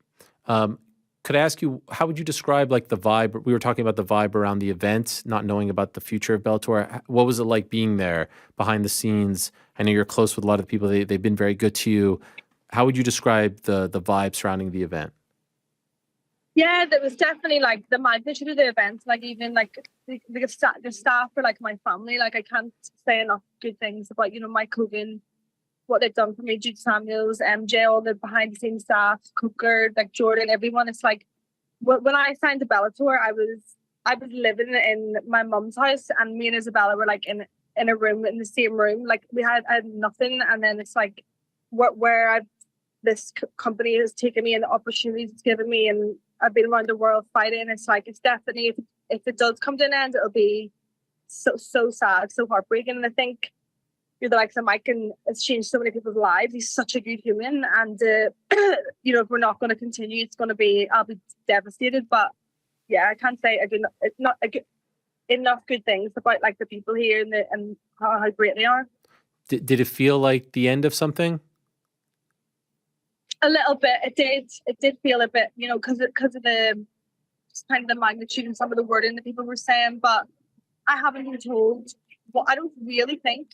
Nobody knows for sure what's happening, but it's in God's hands, and I just have to trust that everything will work out. By the way, and everybody that is going to be looked after, like it's sad for the staff. Like like people losing their jobs or Yeah. whatever. I pray that they are looked after as well. Perhaps on a positive note, and I echo everything that you're saying. It sucks when there are mergers and people lose their jobs. And Bellator has had an important place in the sport for many, many years. And I know the people that you're talking about, and they're all very good people. But a Leah McCourt versus Kayla Harrison judo versus judo fight is a pretty big deal too. And I mean, maybe it's not Cyborg in your eyes, but I'm interested in that. Are you? I've actually never thought about it, but yeah, she's another elite athlete, world-class athlete. That would definitely be an exciting fight. I'm interested in bantamweight or featherweight. You know, I could go to both. So okay, who knows where I'll end up if this is this. More options. That is good. By the way, you talk about like your situation when you were found. How did you get signed by Bellator all those years ago? So it was so like, this is like the most bizarre story ever. So I was fighting obviously on a different promotion, and I had 2 fights with them, and I wasn't getting another fight. I kept emailing, texting, ringing. And when I signed to them, Jude was working with Bama, and I was going between the 2 promotions. So I went with, not with Bama, obviously. And I hadn't spoken to Jude in about 2 years at this point. And I got an email that morning saying that we're going to let you go. We're not interested in developing that division, and there's no fights for you. And I remember getting in my car thinking, what am I going to do? Like, I turned down fighting with Bama. I have nowhere to go. I have nowhere to fight. And coincidentally, 2 hours later, Jude texted me and said, hey, Leah, what are you up to? Do you want to fight for Bellator? And offered me a contract for Bellator, not knowing that I was out of contract that morning. Wow. With the other promotion. Like that is God. Like I believe like that was just like, it was just so crazy. I'll never forget that day that I was like in despair. I was like, what am I going to do next? Like there's nowhere for me to fight. And then all of a sudden Jude texts me and give me that opportunity. So you're not a curse. That's a good thing. That's a blessing. Yes. I'm the blessed curse. Yes. I think in this new era, you should be Leah the Blessing McCourt, something like that, or the Blessed Curse, at least, if you want to do a little. I don't mind that. You tweeted you'll show everyone how great you are. Do you feel like a lot of people are counting you out against Cris, and do you like that position? Of course they are. They've already started Twitter. Everybody's already ripping that. But do you know what? I just as much as I doubt everything I ever do, and I have definitely struggled with self-belief, like from the start of this journey, I believed I'm going to fight Cris Cyborg and become a world champion. And I think I have the correct team around me. I have the right people around me. Finally, I've been through so much experience. And I think that, you know, the team at Next Gen, Paul, Alice, the coaches, like we can prepare correctly for this fight. I think I'll probably cry every day because it'll be so hard, but I definitely have that, don't know, like a God-given belief that I'm going to be world champion. Something that gives you such anxiety, nerves, stress. You still love doing it though. Like you're talking about. I know. Why? Every fight day, I say I'm never doing this again. I am never ever. And the more I'm sitting thinking, why did I do this to myself? And then the next morning, I'm like, win or lose. What date can I fight next? When's the next fight date? It's just such a mental battle. But I think probably most fighters say that, but I don't care that I verbalize it. And I can't imagine what that Monday morning feeling is like after a win like this, right? Like everything, all the food must taste amazing. The air must feel amazing. Like just life must be incredible just coming off that relief, right? Yeah, it's like I never get too elated. It's like what I feel is like contentment. It's like a couple of days of contentment. Like, okay, right, you can slow down, you can breathe, you can like enjoy life a bit, because I think as fighters we have to be so selfish and so like the world has to revolve around us. We have to, you know, everything has to be about us, about our training, about our food, about our time. And now I can like go and be a mom. I can take my little foster niece out with Isabella. I can like do things that make me happy. Yeah. By the way, speaking of happiness, that clip of your corner, including Molly, celebrating, have you seen that clip, and how does that make you feel to see the joy? I've watched it about 1,000 times. Like it's the best clip, just seeing there. I just wanted to do it for them and not let them down. They put so much work into me and so much belief, and we've had such amazing experiences the past year or two, and just so happy to see them do them proud. I just wanted to make them proud. Yeah, I love clips like that to see how happy the teammates and the corner is for the fighter. It's a beautiful thing. Perhaps next up is a big win for Katie Taylor in Dublin. Will you be going to that one?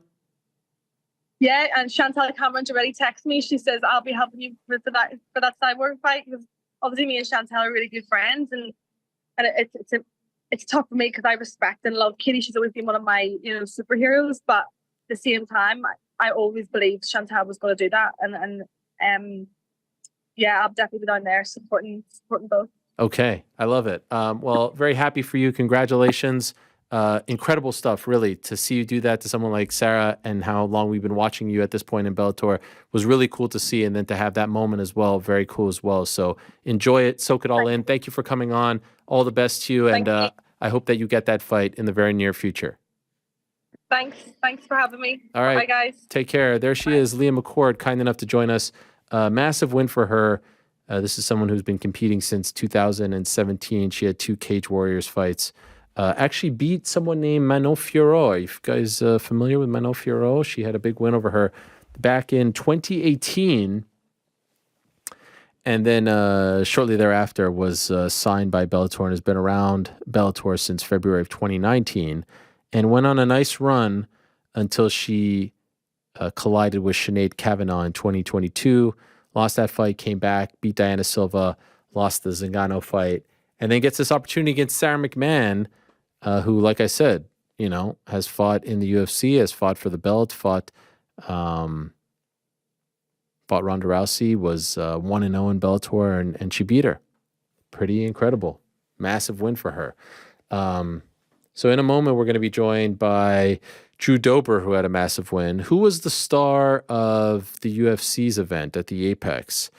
There was only one. Was there only one? Frank, I saw the video of the rhino with the the pig?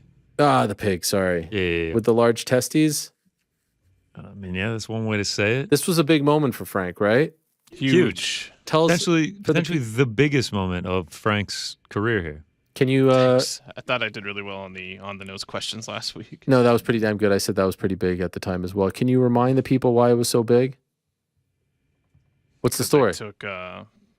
Well, I mean, first of all, Bobby got it done within 33 seconds. Nuts. But Right? Nuts. yes. Testes. Oh, right, yes. But on top of that, I picked him as my parlay pal pick when he was at plus 300. Under a lot of scrutiny. Like, I mean, he's short selling this right now. I mean, so much to the point, we go off air, edit the show, do our little post show, water bubbler talk. Then Connor later that evening in front of my wife is like, "Hey man, I'm not gonna joke with you here, but picking Bobby, it was pretty crazy." Wow. Okay, I can't believe you did that. And I'm Really? like, Is that true? I'm a Bobby fan. That's all I gotta say. I mean, he kind of words it oddly, like as if being in front of his wife is a big deal about it. Like, I mean, I was just like, all I said, I just mentioned casual. I was just like, the Bobby Green pick, that's crazy, man. Like, okay, that's she a different grabbed my tone. arm and she's like, "Did you offend him? Like, what's that's wrong?" what I'm saying. Connor? Like he's acting like something like She started this was crossing herself. I didn't even know she was Catholic. We were at a movie theater and like we were just sitting down. It was maybe a 4-second exchange. Because it all started from him being like, props on taking the Drew Dober pick and forcing me to go somewhere else. That was well played. And I was like, oh yeah, taking Bobby Green, that's pretty nuts, man. It's long odds. And then we sat down and watched the movie. He's acting like we had some serious confessional in front of his wife. Like, I can't believe he brought it up in front of his wife. Either way, odds stacked against him. People doubted him. Not just us here in the studio. When the graphic got posted, when it came out that Frank was on Bobby Green, I mean, he was coming under fire. I was getting responses. People were like, wow. I can't believe Frank did this. I actually pulled a couple tweets here. Okay. Just want to give some shout out to I didn't even know this was happening. Wix. Wow. This is the worst parlay ever. You would probably get 11 for 1080 wager. Well, it was plus 639, so that's just poor math there. And then shout out to our guy Snoop's Prodigy. This is the absolute worst parlay I have ever seen. Wow. Yeah, big stuff. I mean, we got a lot of responses like that. That's just a couple of them. But what's that picture over there? Oh, the oh man, this is doing numbers guy. Oh, okay. I don't know what that is. You don't know about that meme? It's like sarcastically saying like he's got a tweet that nobody's gonna see, but he's like excited about the 3 likes on it. So Frank, I mean, this has to feel great. Yeah, I mean, I never doubted. He didn't ever doubt. I mean, I asked him. We were 2 legs down, and I was just like, "How we feeling, man? Like, how we feeling, Bobby Green?" Never wavered. Rick actually came to his side as well. He was like, "We feel great. We're hitting this." And then obviously Bobby Green to get it done in. Did you freak 32 out? short seconds. Frank, did you freak out? I freaked out. I wasn't even watching. You weren't even watching? Look, I was indisposed. I mean, we yeah. He was legitimately indisposed. We started flooding the group chat, going crazy. He's silence on. Where were you? What could be more important? He than calls me. I mean, vice versa. I call him, sends me a voicemail. I was just like, what is this guy up to? Man? Indisposed. Your biggest moment, your shining so moment. Much credit. He wasn't even And watching. you're taking a dump. Insane. Did you feel like? Did you feel anxiety? Did you feel that? Like, did you feel anything, or did you even have to be? As soon as the phone was ringing, I was like, "Oh, this is happening." Also, how many texts did we send before that? Me and Rick had to have sent like 19 texts Look, in I've a said span this of 45 seconds. He was indisposed. Thank you. I get it. Indisposed. The only thing I have to say, and I actually, You know who else was indisposed? Grant Dawson. Oh, Like you that. know Dub yourself. for Frank. You know yourself. as amazing as everything was for Frank, I did mention this to him. Pretty big missed opportunity to just, after Bobby Green knocked him out, just keep it subtle, keep it humble, just tweet the sunglasses guys emoji. That would have been absolute. That would have been chef's kiss. incredible. That Why would have did you been do that? chef's kiss. It would have gone viral. I really think it would have gone viral. Everyone was loving the Mysterious Frank love content on Saturday. I think if he had dropped the sunglasses emoji, it would have. I feel like Frank's gone away from the sunglasses emoji a little bit. Like I'm not seeing it as much. Well, we go back to our roots when we Yeah, get big yeah. wins like this. I would have liked that. That's Well, what you carries guys us on. decipher the sunglass emoji as I'm not paying attention. So Well, you weren't. You weren't paying attention. Yeah, you're in. literally we're not. But it could also mean The like sun- no, I'm gonna do the slam dunk. monocle No. one from now We on. we have to give the context. The sunglasses emoji always comes after 15 walls of text where we're talking about some really important stuff and Frank needs to weigh in on it. And then just a sunglasses emoji and nothing else after hours of conversations via text. So it does signify like not paying attention, just here to show you that I'm alive. Yeah, I mean, while we're here, can we just I just want to put it up just so we can get our eyes on it. I mean, It's so beautiful. Juliana doing what she had to do, me and Rick taking care of business, and then obviously Frank carrying the load. And if you just look in that bottom right corner, It's so awesome. Parlay Boys back in the green, baby. That We is are unbelievable. officially profiting. Shout out to Frank. I'm assuming you're getting a lot of love and praise for this. Yeah, Everything. sure. A lot of Oh. congratulations. A lot of we never stopped doubting Doubted, you. yeah. Oh yeah. Stop believing in you. all that Lots, stuff. lots of people doing that for sure. I think one of the comments in the chat last Wednesday was, Frank, are you trying to get eliminated from the Parlay Boys? Wow. Should I tell can't Bobby believe Green it worked about out this? like I feel like I And should that tell was I him. think you should Connor. mention it to Bobby Green. Yeah. That was just me. that was just Connor in the chat. Probably. Yeah, I mean, I can't believe it worked out like that. 32 seconds, insane. Yeah, I could have. I could have. I don't think it was the. What were the odds again? He took him at plus 320, but honestly, by the time Saturday rolled around, it was like plus 400. And I have to say, going back now, looking at it in hindsight, the line from Frank when he was just like, I'm taking Bobby Green, and I was like, plus 320. He's just like, I thought he was negative odds. I thought he was minus. That just shows how confident he was in Bobby Green, and it paid off. I mean, incredible line from him. I thought it was he minus literally thought he was a huge favorite. Yeah. He was a huge dog. But It's that's my should've huge been. favorite. yeah. money. Should have been a minus 1,000, I guess. Do you remember when this came up a couple of watch parties ago? What I was just praising Bobby Green the entire time. Yeah. So, is Bobby Green your favorite fighter? He just randomly gets these. Might moments. as well He be thinks at it's this random. point. It's Yeah. calculated. I mean, he moved on from Kayla Harrison, and now it's Bobby Green. I've been watching Bobby Green for so long now, and I like him as a fighter and as a character. The only thing I could think about after that was Frank. No, Like it's the amazing. win, the win itself was the whole time as insignificant. we were walking to the octagon, all I was thinking about was Frank. I was like, Frank. if Bobby Green pulls this What off, do you this will think be Bobby so was hilarious thinking for about? Frank. Yeah, I think he was probably thinking about we gotta Frank. win this one for Frankie. Win this for the Gipper. When Ariel tells him, he's gonna be like, "Oh, that's cool." Did we have a balls this morning in honor of the big balls play? Of course. Let's go. We all should have had balls because Yeah, of it. I well. mean, that was. It takes a lot to carry them. Yeah, I'm looking at Bobby Green's. I'm looking at his resume. He's never had a fight. He had a 48-second win. How long ago was that? In 2008, his second pro fight. Yeah, other than the Ally Quinto win, he typically wins by decision or like a late finish. To knock him out in 32 seconds. No, it's unbelievable. The power of Frank propelled him to victory. I mean, there's no other way. The like full belly laugh that I had when it happened. and by the way, lest we forget, against a guy who was 21-1. Yeah. Right? Who was unbeaten in the UFC, had one draw. This was the coronation. This was supposed to be Grant Dawson, like, is the guy now. And all of a sudden, by the way, randomly, like as an aside, it kind of mirrored a little bit of, for me, like Alexander Hernandez against Donald Cerrone. Like, Alexander Hernandez, who was also on the card. I was thinking about that heading into the fight, where it was like, Alexander Hernandez is the guy. He's here to take out the old lion. The young lion's going to eat him. And then Cowboy just like turned back the clock. And then from then on, the Alexander Hernandez hype train has just continued to crash. But it felt like that. It just felt like, hey, this old dog is not here to just be run over. And I couldn't help but think of that. And Frankie knew. Frankie just knew the whole time. So shout out to Frank. Well done. Well done, Frank. You know what you should do now? You should retire. Are you enjoying retirement? You should just retire. Just get it done. I mean, since we are profiting, it's walk nice. away. No, we need you. Wait till you Frankie. see my pick on Wednesday. Walk out on top. Yeah, we need you for these lines. I can't lose you now. You're gonna pick Logan Paul on Wednesday. I'm starting my own book. Is Logan Paul isn't he the favorite? Massive. Okay, yeah. He's my favorite. All right. Well, that was a big win for Bobby Green, and we'll talk to Bobby Green later on in the program. For now, though, let us talk to our next guest. He too had a massive win, a historic win as well, killing it in the lightweight history books.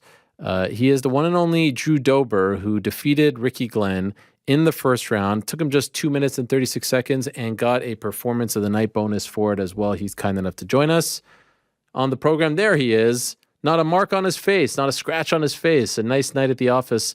How are you, Drew? Thanks for joining us. Yeah, I feel fantastic. Not as colorful as I usually am after fights. I don't know if you've ever seen me fight before. So I'm just enjoying this rare occasion. This is fantastic. Did you think it had a chance to end early, or are you surprised that it wasn't a war?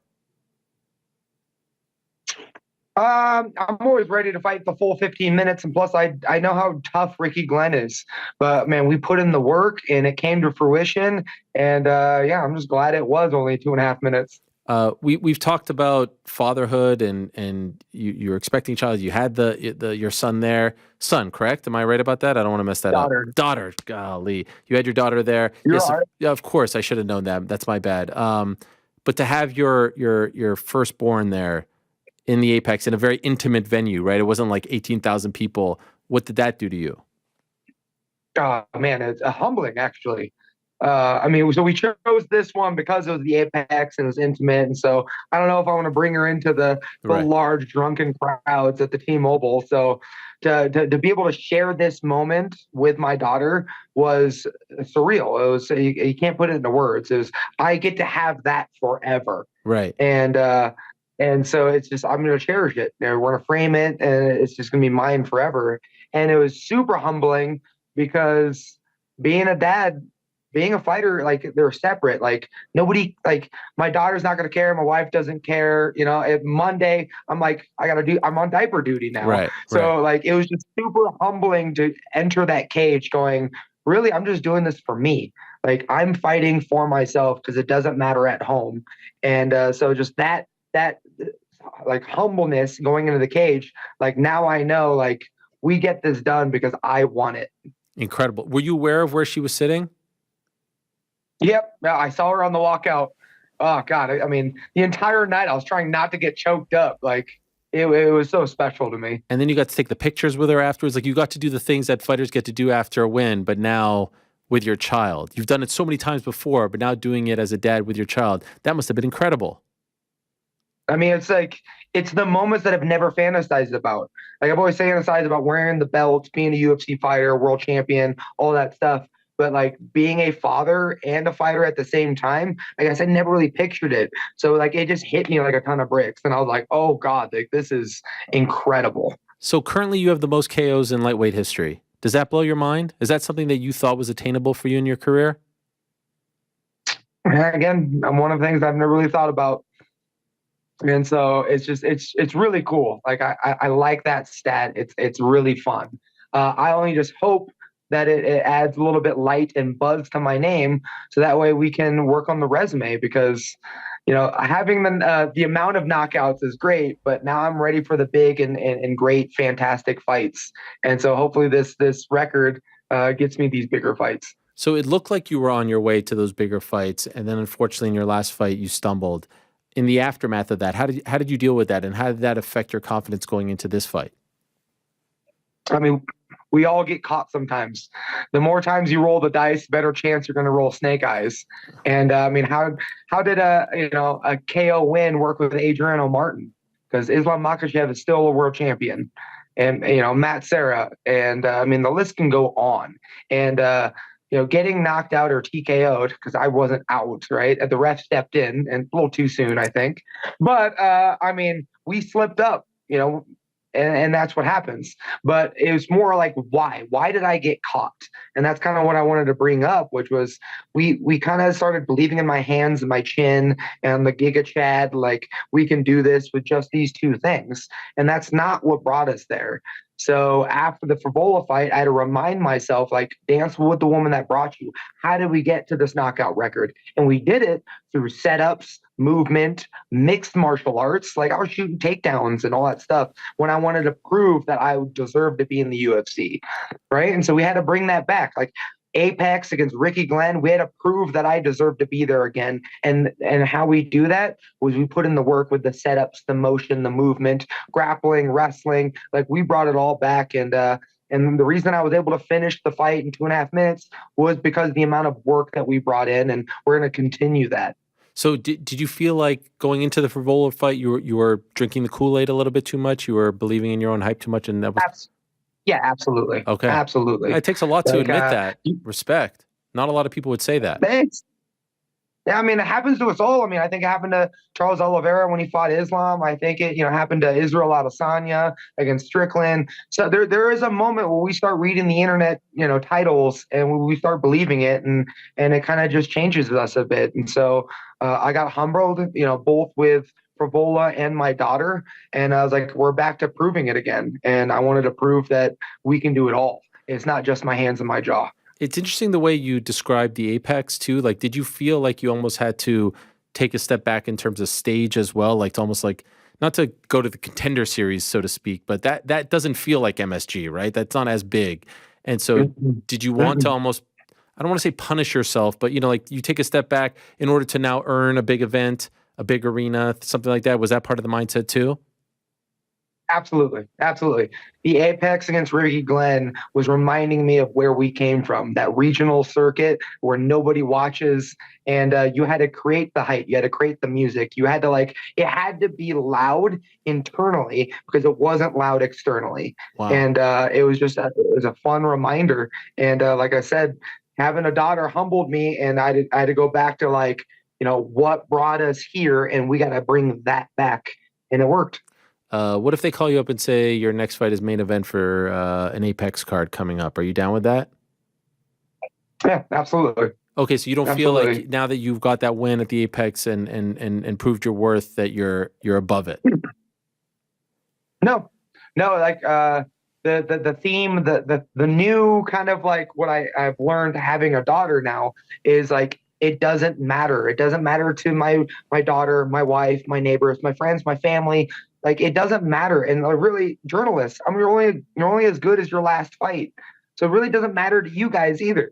Who it matters to is me. I'm doing this for myself. So that excitement, that passion, the loudness has to come from me. And we can do this in the Apex. We can do it in the T-Mobile. We can do it in some dude's backyard. Really, fighting is fun for me, and I'm going to have fun regardless of the venue. It sounds like you were saying like, okay, like you want some big fights, right? You don't want to just be the knockout guy. Like you want to be on big cards of big fights. So is there a name that makes sense to you? Is there a name that excites you? Is there a name that fits that bill? I mean, makes sense is different than what I want. What I want is like that Poirier, Michael Chandler, Conor McGregor, not for the money, the glam, the glitz, the women. I want it because like I'm ready to collect some bruises from Poirier. Like I want that. Now, what's feasible, like Diego Ferreira, we've tried to fight before, Jalen Turner, that Paul Felder said he's coming back. That would be a fun one. Dan Hooker could be fun. I mean, what I've shown in my career is I can hang with the best in the world. Bobby Green's going to have number 10 in front of his name here soon. And we know how our fight played out, right? And so we know I have the talent for it, right? We can have great fights with any one of these guys in the top 15. Now I just want to have that opportunity again. And is Poirier that guy, like at the top of the list that maybe you think, right now might not be available to you, but if the UFC said, all right, here's like a blank check, you can take whoever you want. Is Poirier that guy? Yeah, that'd be so incredible. And why him? I not only like because style-wise, dude, that guy's a monster. He's amazing. A living legend. The dude is like a champ without a belt. Like the guy is incredible, and I'm such a fan. So being able to stand across the octagon from him and enjoy and living 25 minutes, because it will be a main event, is like, that's what I want. I want to be sweaty, bloody, tired, getting punched up by Poirier, and then finding my punches and creating a story with him. You have the huge win over Bobby Green. He beats Grant Dawson in the main event of the card that you were on. Were you shocked that he did that, especially how quickly he did that? Absolutely. I was very, very shocked. I know what he's capable of. I know, but like I also know what Grant's capable of. And really, I thought like Bobby's ideal time to win was in the later rounds because Grant is such a dominant wrestler. But he's hard to read and he hits hard. And it's that 30 seconds was incredible. Is it weird for you in the buildup? You're like, I knocked this guy out and he's in the main event. And like one blunder for me puts me down. Like, do you look at it that way? Is that humbling as well? No, because it's not what you do once; it's what you do often.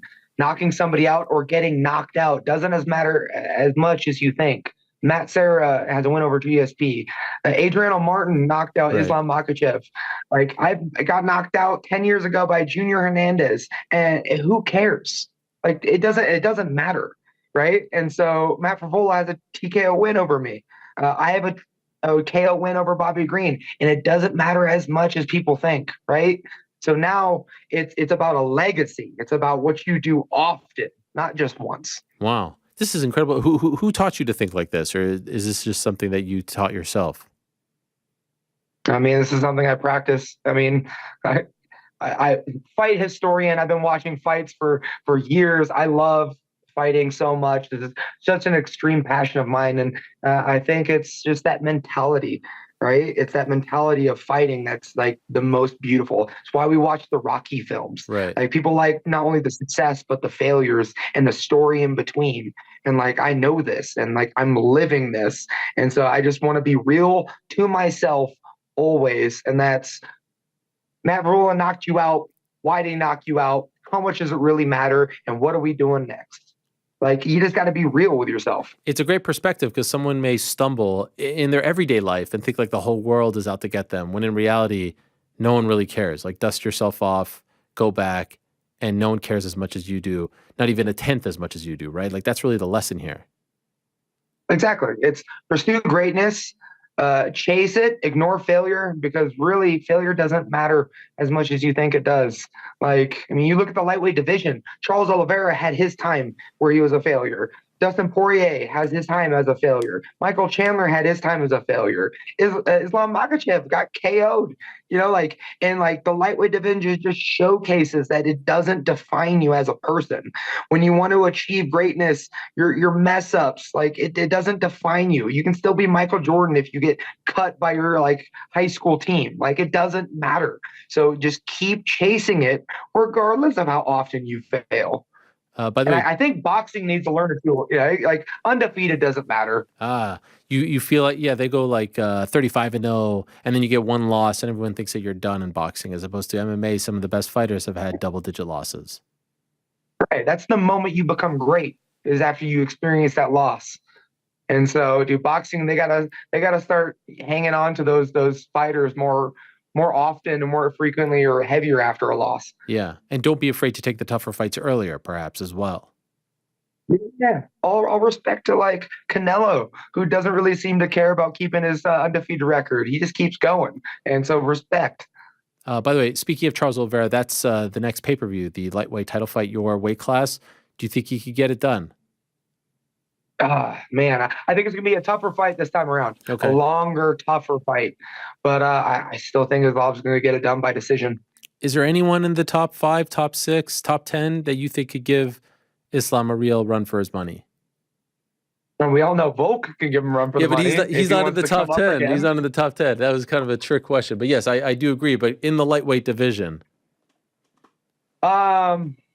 Let's see here. We got to see how things play out with the grapplers. We got Arman, we got Benil, we got Gamrot. I mean, there's some strong grapplers. Because I think the key to beating Islam is you have to dismiss the idea that he's such a strong wrestler. Like you gotta be in it. Like next time I fight Islam, like I'm wrestling. Like we're wrestling. It's happening, and I might even get a takedown or two. And I think that's what these lightweights need to do. It's you can't rely on this avoidance mindset of like, well, we don't do this, we do this. Like no, you go in there at his best and push him there, and then you can find it elsewhere. So yeah, so these grapplers coming up in the top 10 lightweight division. I think they're going to be given a strong case against Islam. What would your advice? I mean, obviously Charles has fought him before. You have fought him before. What would your advice be with this mindset to Charles going into this fight? You got to get in his face, and not just in the striking department. Like you got to shoot for takedowns. You got to push that. I mean, in the first one, he got hit by a check hook, fell down, and lost by arm triangle. So it wasn't really much there to kind of build off of. But in my advice, Charles, you got to get in his face. You can't wait for him to make a mistake because he's going to stay in his lane, right? You got to force him out of his box. And that's what Volk did. And I think a bigger lightweight with the grappling pedigree like Charles, I mean, he can if he just brings that in. Like F his wrestling, F his jiu-jitsu, F where he's from. Like I'm putting in my case. And I think that's what he needs to do. You said the next time I fight Islam, I'll do X, Y, and Z. Do you feel in your heart that you'll get another crack at him? Yeah. I think we're still gonna build off this daddy momentum, and we're gonna be seeing the top 5 here soon. I love it. When do you want to fight again? I told the UFC I'll be ready. I could be ready for December. Oh, so, wow. We'll see who is available because that's always the big thing. Is I'll sign the dotted lines, but we gotta have an equal and opposite dance partner. And so we can call the names under the sun, but really it's we got to find somebody who's ready to go. And I know that I can be ready sooner than later. I'll tell you a fun one that comes to mind. I saw Bobby and Dan Hooker going back and forth. But we had Renato Moicano on the show last week. That could be fun. Drew Dober against Renato Moicano. Yeah, I've said his name numerous times. He went a little silent, but that would be an absolutely fun one. Diego Ferreira, we've tried to fight in the past before. Jalen Turner coming off the loss could be a fun one. I'm trying to remember the top 15 guys. There's so many names, but there's also like Paul Felder's getting in the mix, and that can be a fun one too. I don't really only look at the top 15. They got Joel Alvarez, who's a tough guy. He's got these lightweight up and comers. So to me, it's not so much, waiting for the bigger, better opportunity. It's I want to be able to fight as often as I can. So whatever name wants to say yes, like that's what I want.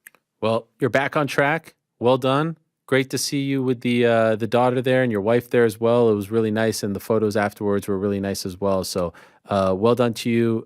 Congrats on the win, and looking forward to what's next and you extending that lightweight record for as long as you are fighting. It's a great and somewhat unexpected thing to see develop, but it's pretty damn cool. So well done on that as well. Thank you. I think Derek Lewis has 13, so that's now the new bar to reach. Okay, we're at 9, right? With you, off the top of my head, is it 9? Yes. Yeah, 9. All right, so you got just a few more to go. Well done. A new thing to go after. Thanks, Drew. All the best. Right. Thank you so much, man. Appreciate it. All right, there he is, Drew Dober, who is also now 4th in terms of finishes in the lightweight division. So what an unbelievable run he is on, and it's pretty remarkable. I don't think a lot of people, when he came into the UFC, thought that he'd be in the mix for a record like this. Came into the UFC in 2013, which is remarkable as well. Lost his debut to Sean Spencer, and then lost his second fight to Nick Hine. Submitted Jamie Varner, no contest against Leandro Silva because of a referee error. So it was going, then lost to Efrain Escudero. Incredible, right? First 1, 2, 3, 4, 5 fights, he only had 1 win. Then beat Scott Holtzman, beat Jason Gonzalez, lost to Olivier Aubin-Mercier. His first KO came 3 years into his UFC career. Started to go on a bit of a run after the OAM fight. Won 3 in a row, lost to Beneil Dariush. Won 3 in a row, lost to Islam Makhachev, lost to Brad Riddell. Won 3 in a row, lost to Matt Frivola. So the 3 in a row is, at this moment, the cap. But I think Drew Dober is trying to say no cap, if you get what I'm saying. And he's trying to go past that. So let's see. He's now 1 in a row. We'll see what's next for him. One of the other big performances on Saturday night was Joe Pyfer, another big win for him. He has looked incredible in the UFC thus far. 3 wins, 3 finishes, this time arm triangle choke against Abdul Razak Alhassan, and he makes you want to run through a wall when he's doing the post-fight interview. Incredible stuff out of Joe. Once again, he joins us on the program to talk about the big win. There he is. Joe, what's happening, my man? You got the robe on, living the dream over there. I'm cold. I'm beat up. My leg hurts. I'm happy to be back on your show again, man. You've been a real one. So I'm just happy I got a victory, man. But yeah, I'm crippled. Congratulations. Beat up from the fight itself or from the training to the fight? As short as the fight was, I have a huge chunk missing out of my toe. Oh somehow. My gosh. The canvas is super coarse. It was in like the first 30 seconds of the fight. Wow. I remember looking down at some point and when I was in the clinch, like checking out my foot, and I saw like this huge piece of skin hanging off. It's pretty gross. I lift my foot, but it's on the same leg that he kicked. Oh no. I don't know if I fractured my shin or what, but yeah, I can't put any weight on it or anything like that. And it's super puffy, super swollen. Haven't slept too much because of it, but he did a good job of kicking me right in that nerve. How was the flight home? Oh, it was buns. I just got home like 3 hours ago. So. Oh my God. Well, I appreciate you doing this under these circumstances. Of your 3 wins in the UFC, where do you rank this one? After going back and watching the fight, I would definitely say it's the top. It was a good fight. It was a good fight. I felt like I got to show that I can throw power punches for 15 minutes. And I thought I also showed like I am diverse and I do have good timing and I do have good jiu-jitsu and good wrestling. So I don't really feel like I forced anything in the fight, and I just kind of was fighting at a pace that it's like I think it's a little bit faster than his, and he's going to fold at some point. So yeah, I liked it. I have only watched it 2 times with people, so I need to kind of watch it with nobody there or just watch it with my coach later tonight. And really get like a good assessment as to how I think I did. There was one. I was mad I didn't knock him out, but why are you mad about? It's a tremendous finish. Well, why do you put more stock in the knockout? I was on my way to knocking him out, and then he hit me in the calf because I heard his coaches, and I was like, "You fucker!" Like it was a good one. It was a good one. I like Abdul as much as I didn't like him this fight week. I like him. He's a game dude. He's a powerful guy, and he was a guy that could take everything from me. So it really made me show up because everything else had kind of fallen apart this camp. What was the issue with the camp? Brother, I split my toes wide open, so on my bottom part of my toes, I split across up. So my toes were like hanging out.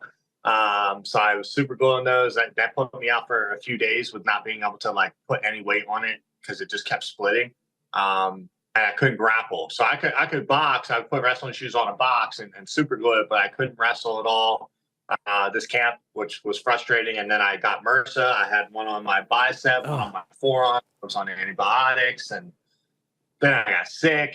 I don't know, man. My shoulder's like all banged up. So I talked to Dana in the back after the fight. We're gonna go get me some stem cells, and I've had some nagging injuries that just aren't going away. I got this elbow surgery, and it didn't really seem to do too much outside of like the first month. So I was pretty upset about that. So every time I jab, Ariel, like I feel like I lose complete feeling in my left arm. So, Jeez.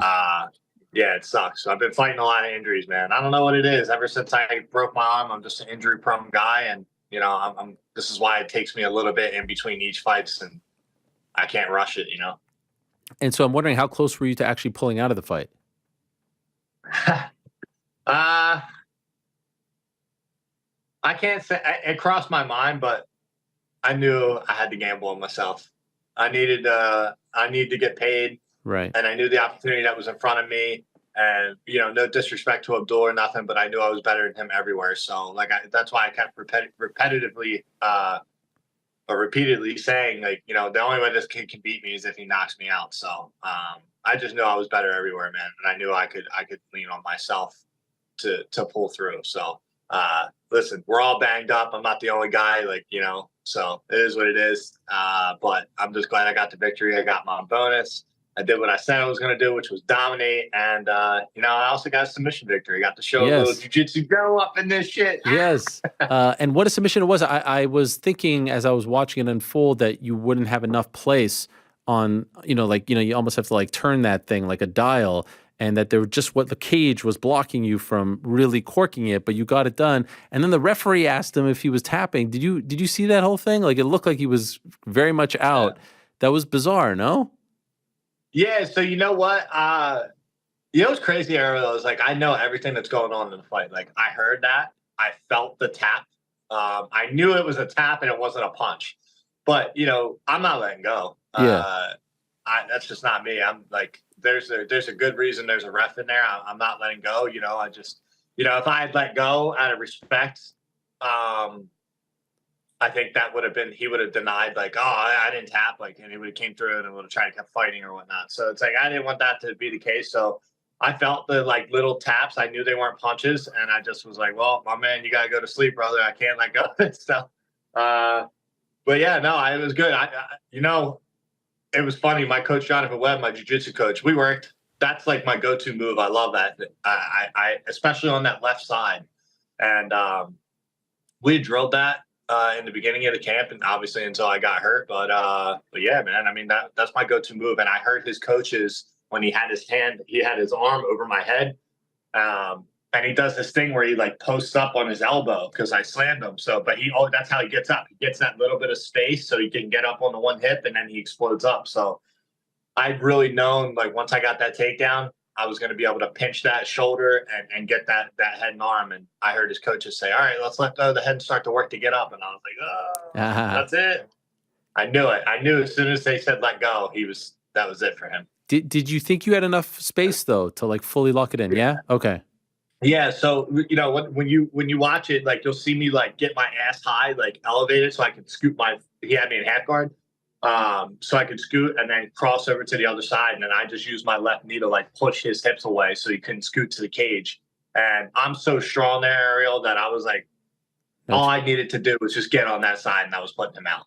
Incredible. There's a photo of you picking him up. Like, it looks like pro wrestling in that he's jumping and allowing you to slam him, you know, like the Ultimate Warrior, Hulk Hogan, like the strength that you exemplified in that fight. You know what I'm talking about? Like this photo of you picking, that's unbelievable. Like, that's a big dude right there. I think we just showed it. Yeah, we're showing it right now. Like, that is unbelievable. You got to be proud watching that, looking at that, right? I was happy, man. Like, you know, it's crazy because I feel like I fight so much better.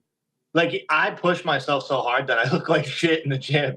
So it's like, you know, you get out there and I just know I'm built for this, Ariel. Like, I know I can be that guy that is complete. Like you can't just think you're going to box with me or, calf kick me and that's it. Like I'll switch it up. I can go to the ground. I have a good jiu-jitsu game, and that's kind of why I'm happy with the way that this fight went. The only thing I was worried about is by submission. I wasn't sure I was going to get a bonus, and I'm always bonus hunting. So I think I have that kind of style that is worthy of it. And I loved it, man. I was manhandling him. I felt a lot stronger than he did. I'll put it that way. So, but yeah. And you showed that. It was funny. He posted a video after the fight, I guess, apologizing to you for not sticking around. And it seemed like there was some tension. I just heard you say that, like, you have respect for the guy. So, A, did you see the video? And B, why was there that tension on fight week? So I'm going to answer that question, and then I want to address something too, because you know how media works, man. So, Okay. Abdul has an intimidating factor about the way he carries himself. And when I say that, I not like, oh man, I'm scared of this guy. Like, this guy's going to bring, he makes you respect what he is, which is a power puncher. And I knew that was going to elevate me, and it was going to make me show my defense and make me I think he hit me one clean time that I remember in the face. And it was off the cage when I was circling, and it just grazed me. And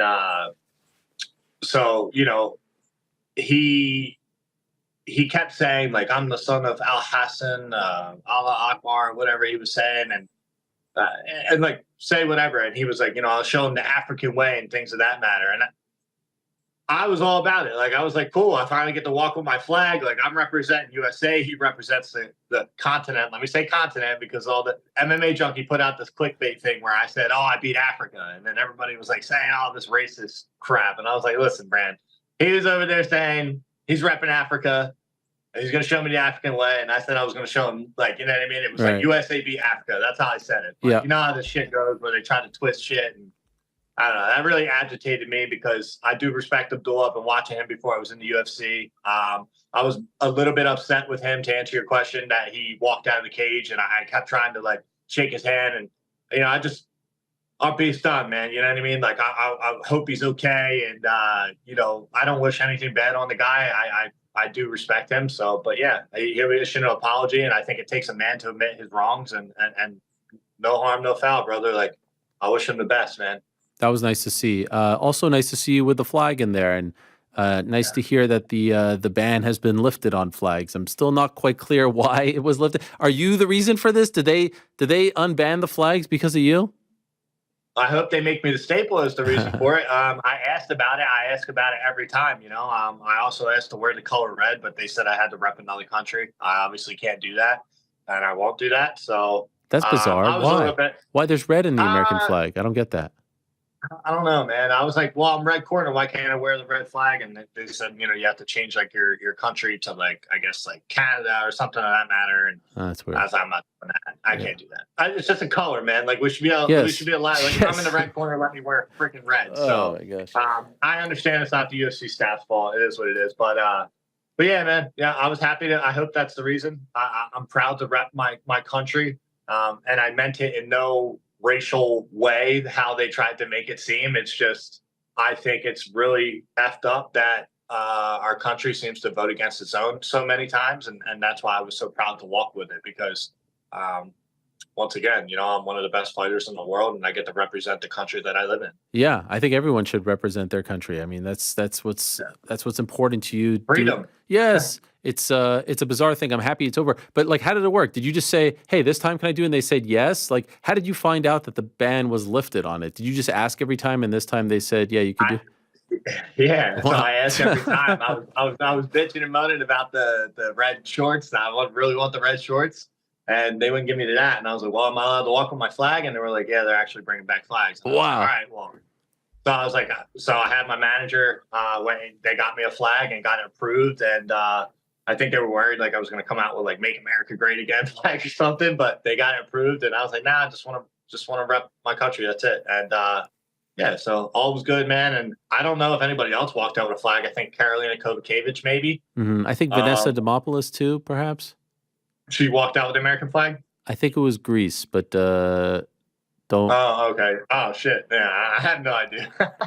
But I was proud. I didn't see anybody else walk out with it. I don't know if many people knew. It's not something they announced. I asked them. So yeah, it's great. But I was happy about being able to rep that. And so could I ask, because one of the stories of the week was, and you mentioned this in the post-fight press conference about you feeling like the media twisted your words or didn't represent what you were trying to say. Can I tell you what I thought you were saying and tell me if I'm wrong or not? And that's why I want to ask you the question to get it right. And we've heard this from other fighters. I mean, Sean O'Malley has said this in the past. Like, you said in my interpretation that if you are going to be booked against top level talent, you want to be paid like a top level fighter. Like you want the money to equal the competition or the risk that you're taking. And as long as you are fighting lower level talent, you're cool with this money. But if they want you to take that next step, you would like a bump. Is that fair? 100,000%. Okay. Yes. It has nothing to do with not wanting to fight the top or not wanting to fight for the belt. I know the UFC is an organization. Their goal is this kid wanting to be a world champion? Like that's how they're going to push me, right? And I'm cool with that. But I'm not rushing my time to get to the championship. This is a journey, and I'm trying to embrace every single little step on the way there. And yeah, exactly. You nailed it right on the head. I didn't say I'm unhappy with what I'm being paid. I'm saying, hey, if you want me to fight the guy that's number 45th, 46th, I'm cool with that. I want to make money. And I want to make money more than I care about my ranking, to be honest. I don't care about my ranking. I care about my way of life. I haven't been able to live a very comfortable life for very long. And now I'm being able to, get these bonuses and be a little bit more comfortable in life. I'm also not going to fight with just my ego, Ariel. I told you that before too. Yeah. I think I'm going to fight with my brain, and this is a business, this is a career. And if you want me to take damage against some of the best guys in the world and put my health and body and mind on the line, then allow me to make more money to start investing into my future.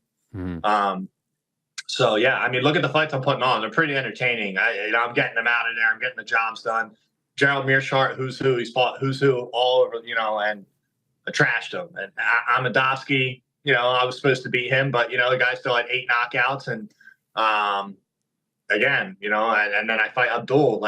There was really no gain for me to fight Abdul, other than people saying it's a big dude. You know how many people that were sitting there saying I was going to get knocked out and all this? It's crazy, man. And then that's why I was so mad about the whole country thing, like the USA versus that. So many of my own people are like, yeah, you're going to knock the fuck out by Abdul and blah, blah, blah. Like, it's going to rub you the wrong way. But then everybody's geographically correct now, Ariel. And they're like, oh, he's from Ghana, not Africa. I'm like, thanks. I understand. Can I ask you why you felt like your words were twisted, like how you felt the words were twisted or used against you? Because I know it's an uncomfortable thing to talk about money, and it could be viewed the wrong way, or someone could say, "Oh, you're unhappy." I'm not uncomfortable, Ariel. Like, I'll say what I have to say. This is my life. This is my career, and I'm not a peasant and I'm not a slave. So I'm allowed to say how I feel, and that's what I did. And I said what made me mad is MMA Junkie. They did the 2 posts. That's who I'm mad at. MMA Junkie. I don't know who runs it or who works for it, but they said Joe Pyfer will not fight top 15. That's what they said. They said, I will not. And that's not what I said. I said, I don't want to fight the top 15 unless I'm getting paid the right amount to fight the top 15. Like, I want to be compensated to fight the best in the world. Top 15 is like, you're going towards the title. And you may only need 3-4 fights in the top 15 to get that title shot. So it's like, I want to make sure that I'm making the right moves, right? So I was just mad that they said, Joe Pyfer will not fight top 15 until he gets a new contract. And that's not what I said. I said, if you want me to fight the top 15, I want to be compensated. That's it. So I was mad about that. And then I was mad about, they said, they put in quotations, beat Africa. And I was like, man, you people, this is such bullshit. But because it makes me look like a jerk off, and I am, but I do have respect, for Abdul, and I would never, I have no ill will towards the guy. I have a lot of respect for the fact that he even put out an apology, so it pisses me off. I get it. And I appreciate you clearing that up. I saw a photo on social media of you in Dana White's office afterwards. Can I ask how that meeting went? Yeah, it was good. He brought me in the back, and I voiced about, getting on a new contract. 3 of my 4-fight deal, I finished 3 of them, 2 in the first round, 1 in the second.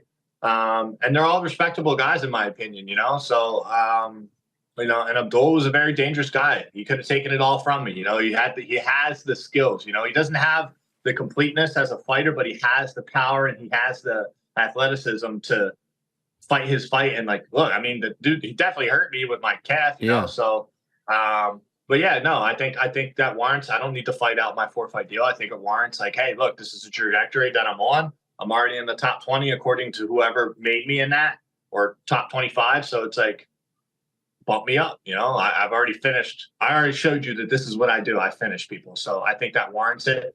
I don't have the biggest social media following, right? But I think a lot of people know who I am, even if they don't hit that follow button. Oh yeah, and was he open to this?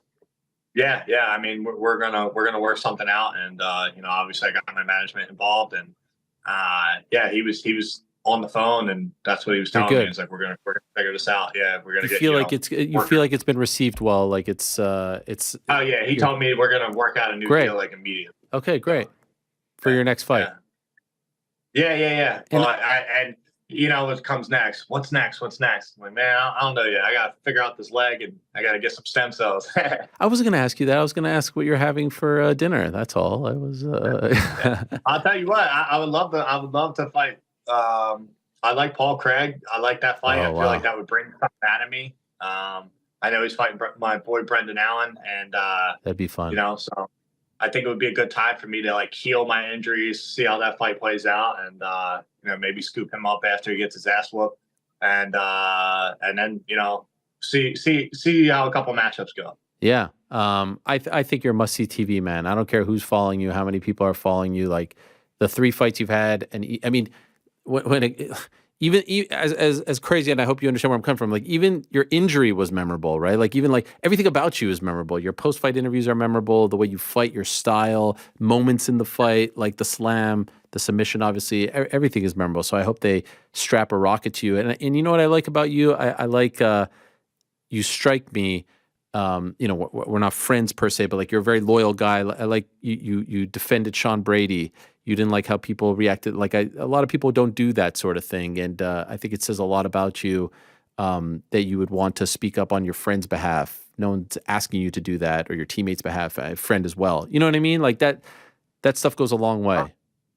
I'm a loyal person. I care about the people that I choose to call friends, and or in a way, we don't talk every day, but you hit me up, I'm here. You know what I mean? So it's and this is as much helpful to me as it is you, and I hope it helps you. It helps me more than probably helps you, right? But it's I understand the business, and you're a good person, and I think that's what I respect, and that's.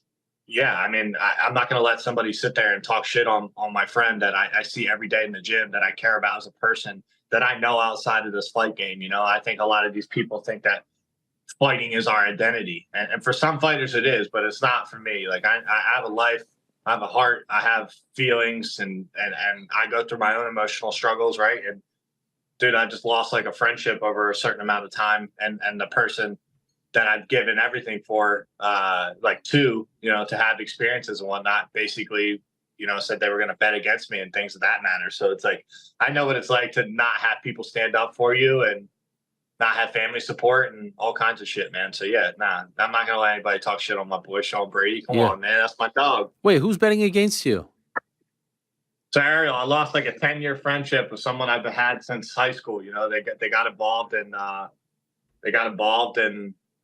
a relationship, and just never heard from them no more. And after all the things that I've done for this person over the years, and I mean literally on my dime, on my time and everything, I just I bring them every time I go to a fight. I ain't hear nothing from him, and then the fact that he was like, "Oh, do you even care about me or my goals?" And I was like, "Man, you really have lost it up there." So it's just crazy. It's a sad life to love somebody and care about somebody as a friend for so long. And then it's ruined because they never knew who they were. And then, people get in relationships, and their whole goals in life, everything changes, and it is what it is. But yeah, I told one of my other close friends that he was going to bet against me. So I was pretty pissed off.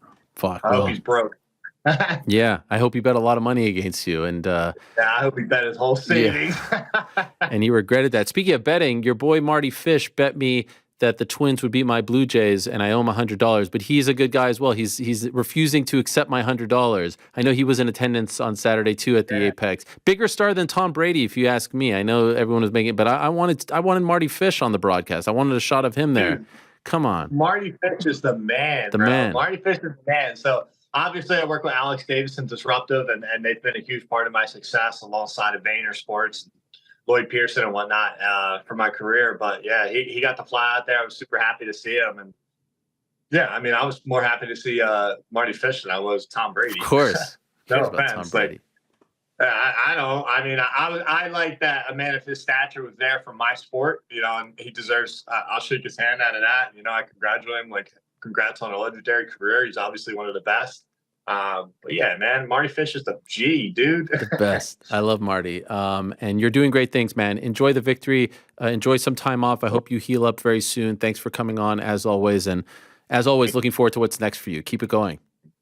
Thank you, brother. I appreciate it, Ariel. All right, there he is. Joe Pyfer. What a run he's on. What a start to his career. A career that is really just starting. 3-0 in the UFC, killing it just 27 years young. Submission win against Abdul Razak Alhassan. Got the massive win over Gerald Mearshart, back in April, and then of course had the win almost exactly a year ago, a little over a year ago now in his debut. Had the gruesome injury, as you may recall. Pretty incredible comeback story. Pretty incredible run that he is on. So well done, Joe Pyfer. And in a matter of moments, I'm told, we're going to be joined by Bobby Green. And then coming up is Cris Cyborg to round us out. Before we get to Bobby Green, do I have a time? Do I have a moment here for a quick word from BetterHelp or not yet? Yeah, you do. Yes, I do have a moment. Okay. Yep. Do want to let you know that this episode of the program is brought to you by our good friends over at BetterHelp. Online therapy. Does it ever feel like your brain is getting in its own way? You might know what you should do, but your brain keeps second guessing. We've all been there before. Making the right decision is not always easy. Therapy might offer a way to figure out what's holding you back. I have talked about this. There's a lot of things that could feel like it's holding you back at this point, whether it's current events, whether it's your own life, whether it's your family situation, whether it's your job, whether it's friendships. So much going on in all of our lives, and we always need someone to speak to. We always need a sounding board. We always need, an independent voice, help, therapy, all these things and more. I've benefited from it, and I know each and every one of you can benefit from it as well. So if you're thinking of starting therapy, you can give BetterHelp a try. I heard from a loyal listener of this program last week who told me that he has tried BetterHelp as a result of their involvement on this program, and it has helped him out tremendously. And that really warmed my heart. BetterHelp can give you a place to sort through all those thoughts. With a licensed therapist you can connect with on your own time. It's entirely online, and it is designed to be convenient, flexible, and suited to your schedule. Just fill out a brief questionnaire to get matched with a licensed therapist and switch therapists anytime for no additional charge.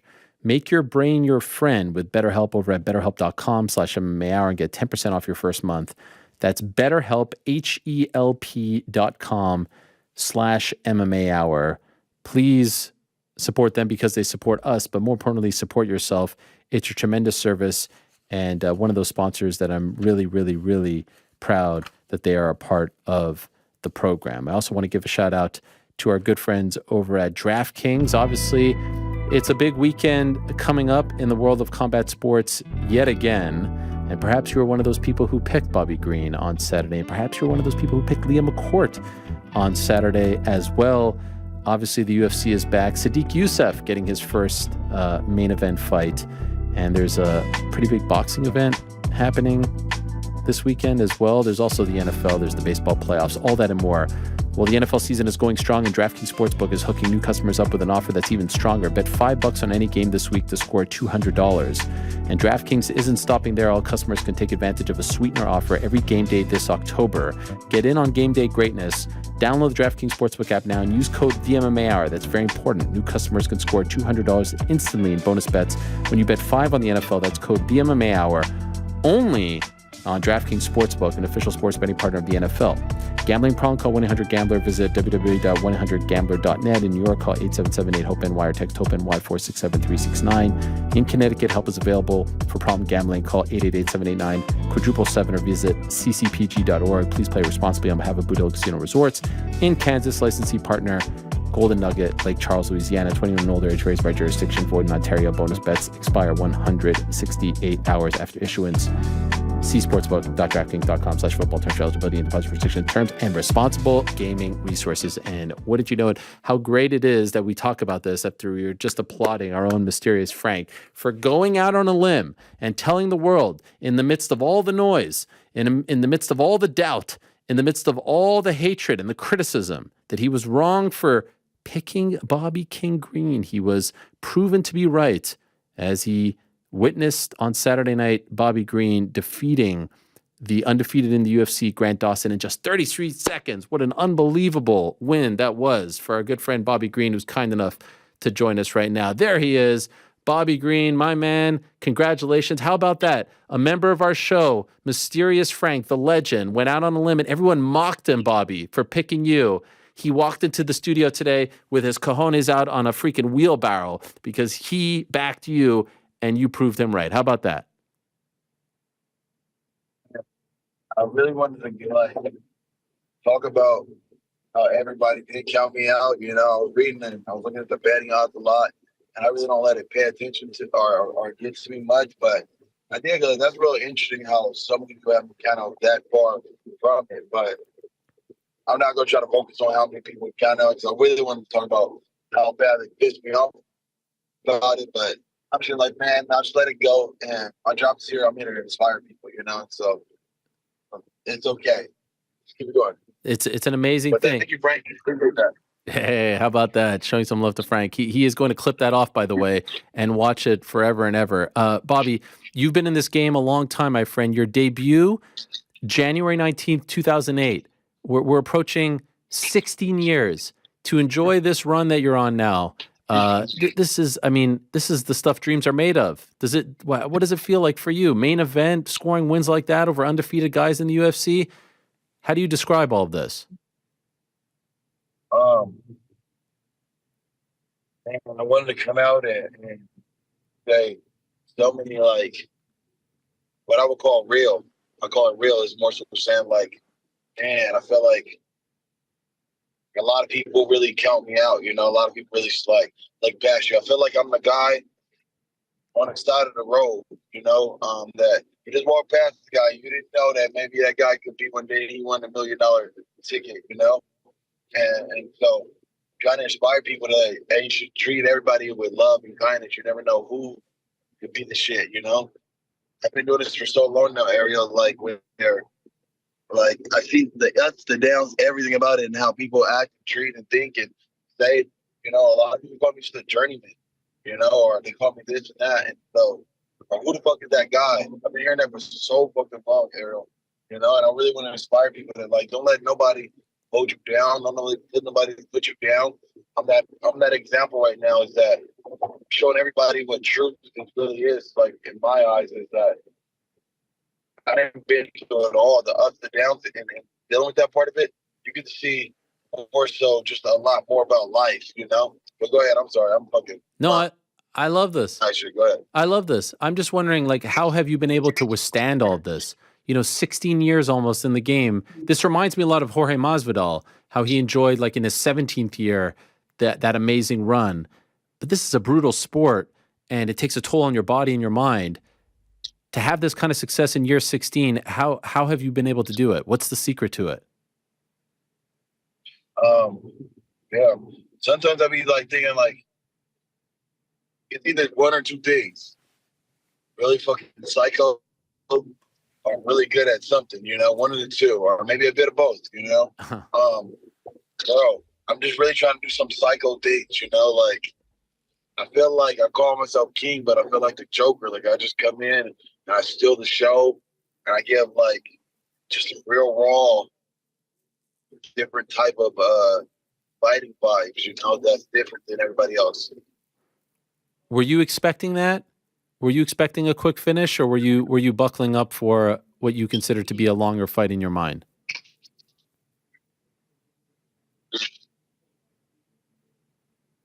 I don't make predictions. I don't make any predictions. Mm-hmm. I think about how it goes. I don't visualize how it's going to go.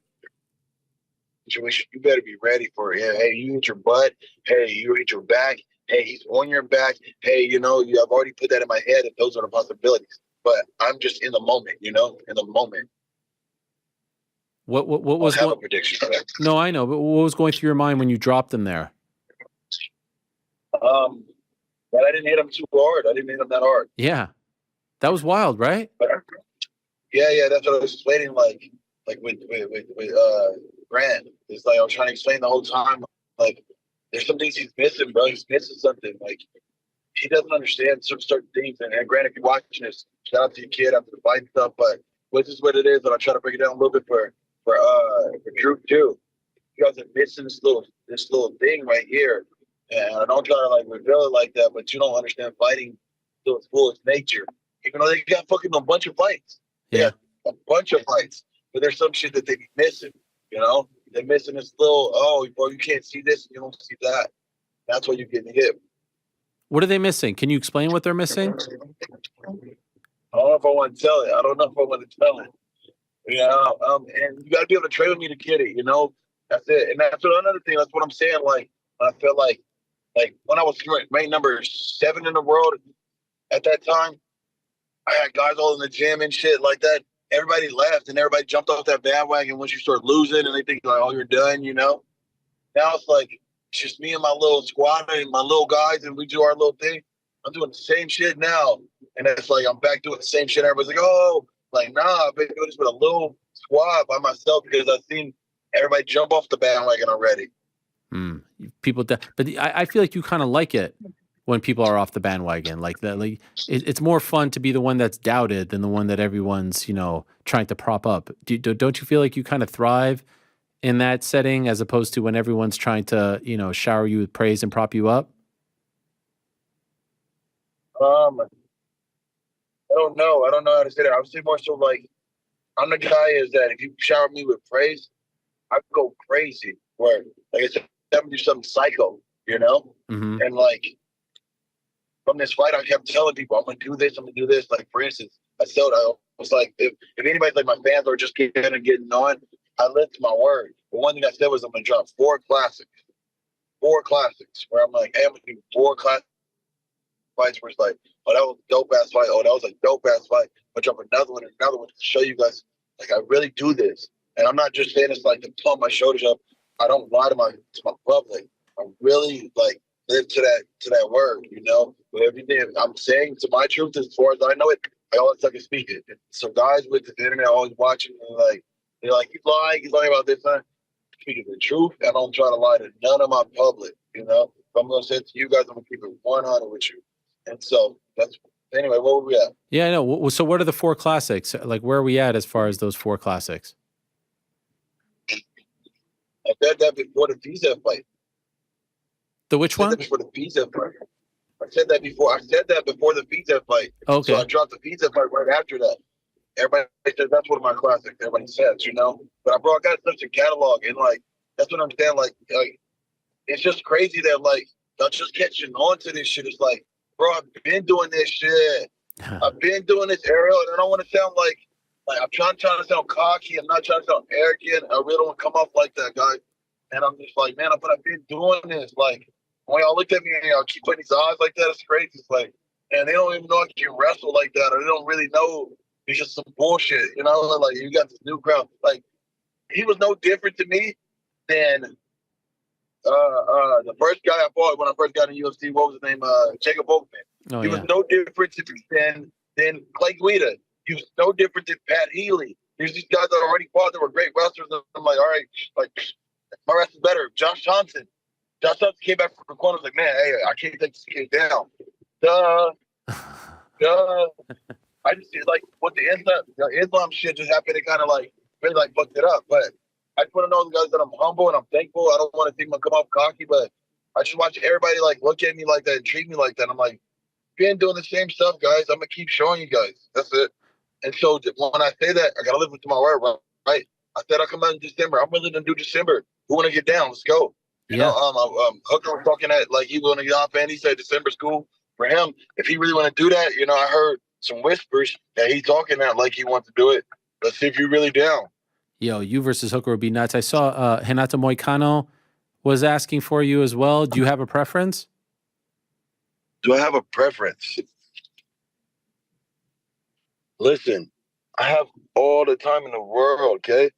I'm just gonna keep getting bigger, and they want all these guys want my name. You know, I got a pick. Now this is a weird feeling. When I was calling people, bro, I swear to God, when I was calling people, none of y'all niggas would ever even just acknowledge me.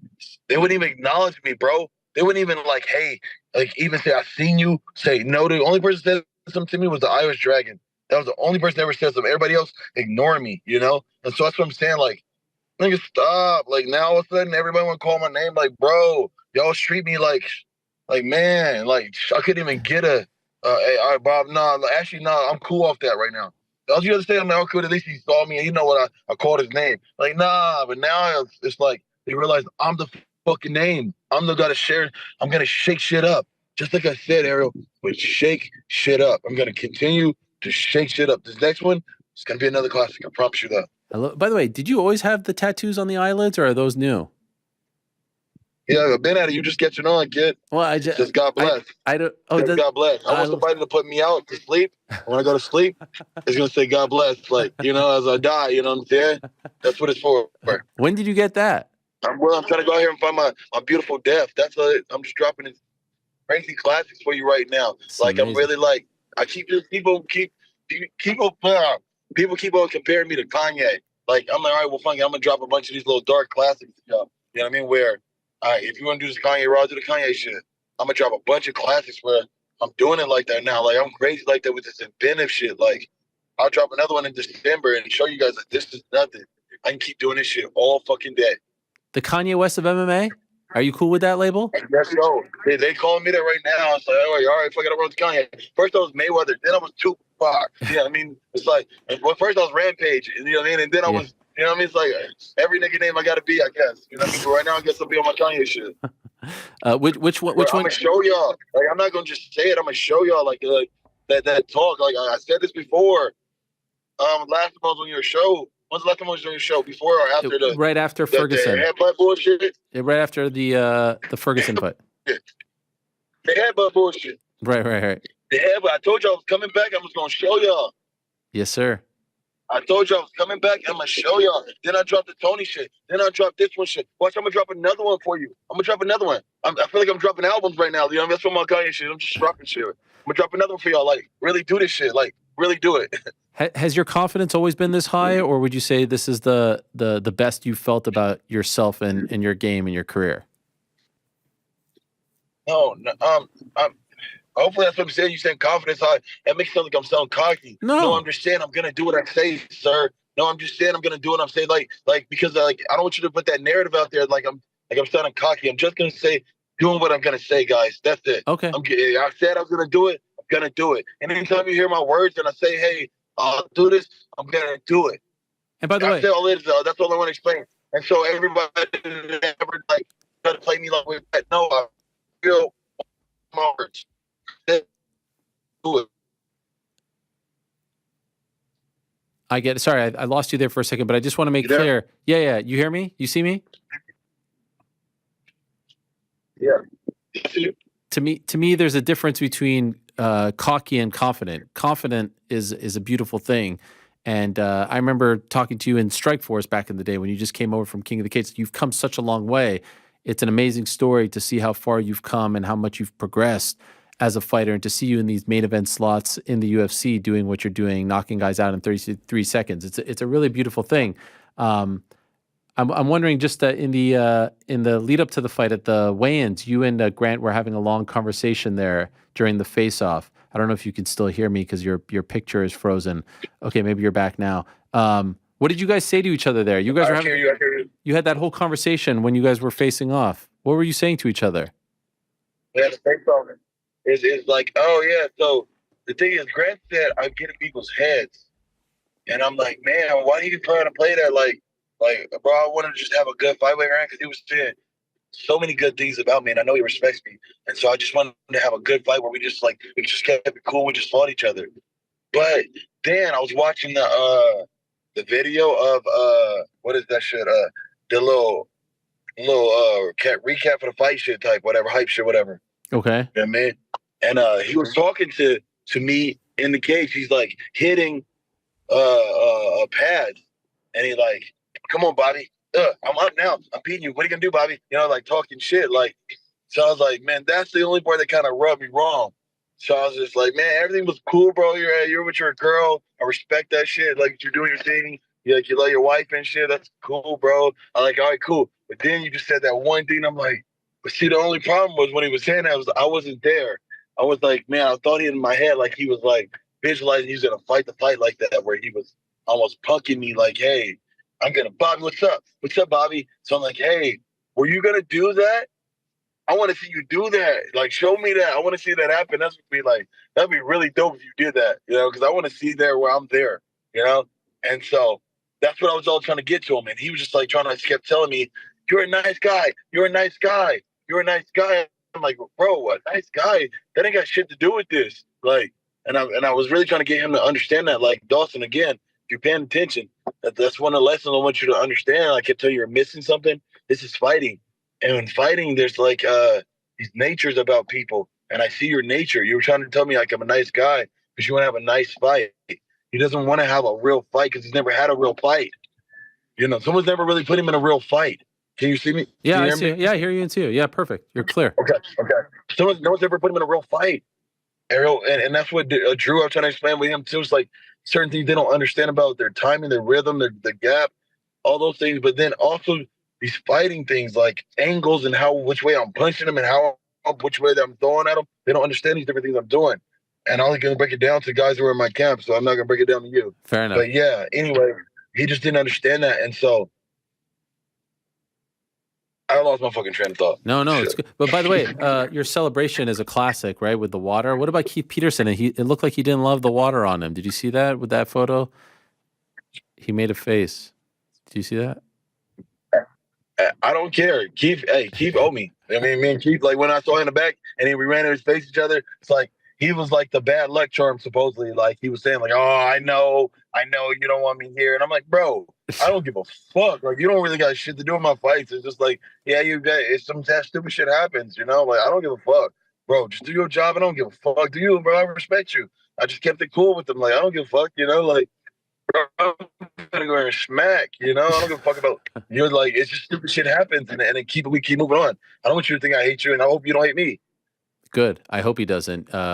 But the celebration is great. I hope you continue that forever. And I also hope that you're not. We need to have Bobby Green out of the Apex. I mean, come on. What are we doing here? These are big fights. Yeah. I'm down with that, brother. I'm done with that one. I'm not doing that anymore.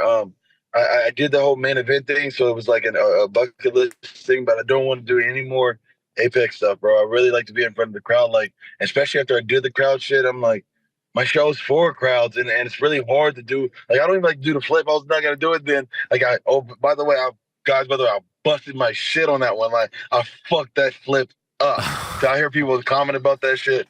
I fucked up. I caught it in the midair. I was like, oh no, I fucking ate shit. So I eat shit, but I still rode that shit out cool as fuck. Like, I feel like but I was mad at myself, like first, but then I kind of yelled with it, try to play it off, but yeah. Fucked up. Wait, did you hurt yourself? Not hurt myself, but I fucking landed on my shit, like landed on my neck area, like, oh fuck, you know, then I see flip. It's my shit though, you know? And so I didn't practice it that fight. I was just like, man, I was just mad at Grant. I was like, man, I didn't even focus. I'm like, man, do your show. I don't know, like I don't think about the show like that when it's the Apex, you know? So it's like I was even thinking about not doing it for a second, and I was like, fuck, I gotta do it. Are they going to give you a big push now? Are they going to strap the rocket to Bobby Green once and for all? What do you think? Are you going to get the big fights now? What are you feeling? I have goals, Ariel. I have a goal. Okay. Okay. I don't let any of this stuff that y'all think and doing block what I got going. And that's what he was saying. Like I just kept digging the shovel. You know, when everybody was talking about you're not gonna be champ, you're not gonna do this, you're not gonna do that. I just kind of dug the shovel. I didn't like get caught up in all that different stuff. And in digging that, the shovel, which means going towards my goal, which was, hey, make sure that the kids are taken care of. And every time I touch that floor, I'm closer to my goal, you know, going closer to that goal. And now my goal was, like, I told my coach this year, I was like, I'm going to make you $100,000. He gets 10% of my check. So that means if he made 100,000, that means I made $1 million. You feel me? Yeah. And so we're right real close. We're real close. And where I'm like, hey, I'm going to make $1 million this year, you know? And so Amazing. that's been my goal. And so if I need to do this last one that accomplishes that, why I'm saying I'm going to do December, if they open it up, I'm doing it. That's amazing. I love that. You shouted out someone in your corner. Who is that guy, and why did he mean so much to you, or why does he mean so much to you? Do you know what I'm talking about? The guy in the middle. You said he's been with Sam you. Mason. Yeah. Who is that? Sam Mason. Sam Mason. Sam Mason's a fucking legend. He's my striking coach.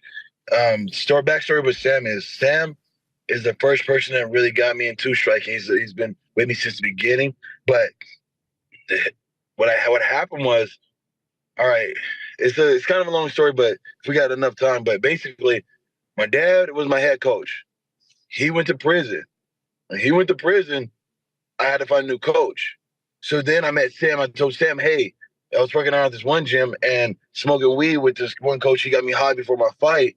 So after that, I was like, man, you can't be my head coach no more. So I went and found a new gym, and I was fucking with my dad and shit. But then after that, when my dad went to jail, I went back to those guys again.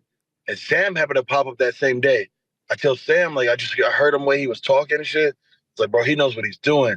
So I ended up going with this guy. I'm like, man, hey, can I come train? He had a guy in his corner named Lorenz Larkin. Lorenz Larkin and I was responsible for a lot of what Sean Strickland knows. We used to beat Sean up and teach him everything we knew. And so I used to spar with Lorenz Larkin. I was a guy who came in for wrestling. I just had to wrestle him. He didn't have no good wrestlers. So I go in, take him down. He's a 205er, you know, a big heavyweight guy, you know.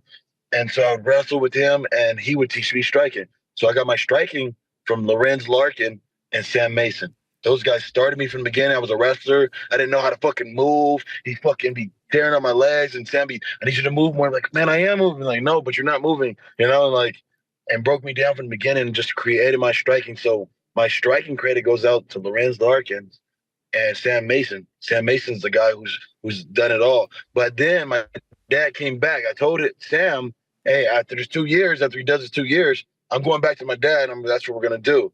So then I came back and started doing it with my dad again. I had to leave Sam. But I love Sam, and I like what we was doing. I like my striking shit. So then I started going with my dad and started doing more jiu-jitsu, tapping motherfuckers and shit. And so I'm over here with him now. And then I'm like, I try to bring Sam in as my striking coach. But then they didn't see eye to eye. So then Sam got fucking booted from the camp. And I was like, man, Sam's my dog. But then I left my dad. And now I went with Sam. And now you've been seeing all the striking shit because I've been with Sam the last 8 years now, I think, you know? And so this revamp you're talking about is Sam. You talking about this new everybody green? It's like, that's Sam. So that's what I'm trying to get everybody. Was like, Sam's been the guy who's been behind the scenes this entire time, just fucking digging the shovel with me. I love it. You know, from the beginning, but then he came back, he came here, he came then, and then he came back and built more. I love it. You want to get on that December card. By the way, I'm just curious, December card features Tony Ferguson against Paddy Pimblett. You think Tony can get it done? I think so. He can take a good shot, you know. I think he can pull out the win, you know.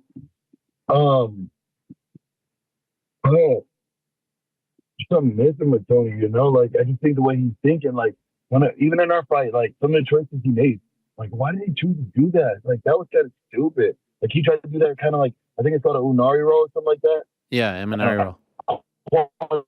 Made of it. I hit a shot with a shot right in on the shit. I'm like, bro, I saw that coming a mile away. Why'd you do that? You know, like, that was stupid. You should have better off, like, kind of sticking with the striking more. You kind of like coming with a lot of pressure. I would have kept sticking to that game plan more than going and doing that. Why'd you do that? You know? And so he wasn't getting some shots, so I can see why he changed it. But fuck, I don't know if y'all would have did that. And so little things like that, where I think he makes a smart decision, he can win. But sometimes I'm like, bro, are you fucking stupid, or there's something off there in his brain? Even though I was listening to his interviews, I rant too. Trust me, I fucking rant. So I get what people think, but I don't think he stays on topic. You know, he don't stay on topic like that, where he goes off. Tony answers the question, he'll answer it a little bit, and then he'll just fucking go way off. You know, and so I know I'm kind of like that too, but it's just a difference. You know, it's different than what we're both doing. All right. But yeah, I think he's gonna win. I love that. Bobby, congratulations on the win, my man. It's so good to see you thriving here.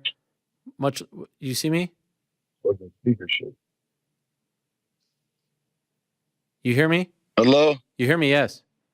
Holy shit. Yeah. This whole time it's been off? No, it wasn't. I could tell. Holy shit. I could tell that it switched from like your phone to your car or something. But we heard everything you said about Tony. Okay. Maybe you couldn't hear me, but I was just saying congratulations on the win. There we go. Well done. Very, very happy for you. Appreciate you coming on as always. And I appreciate you, brother. yeah, looking forward to seeing what's next for you. Enjoy it. December, hopefully. All right. We'll talk to you then. Thanks, Bobby. So All the drop best. another classic. Yes. Drop another classic. Let's go. All right. Peace. Peace. There he is, Bobby King Green. Huge win for him, and nice to see him supporting Tony Ferguson after their fight back in Salt Lake City in July. What a great story this is. Amazing. We have breaking news or what? Yeah, big breaking news. This is interesting. Oh, wait.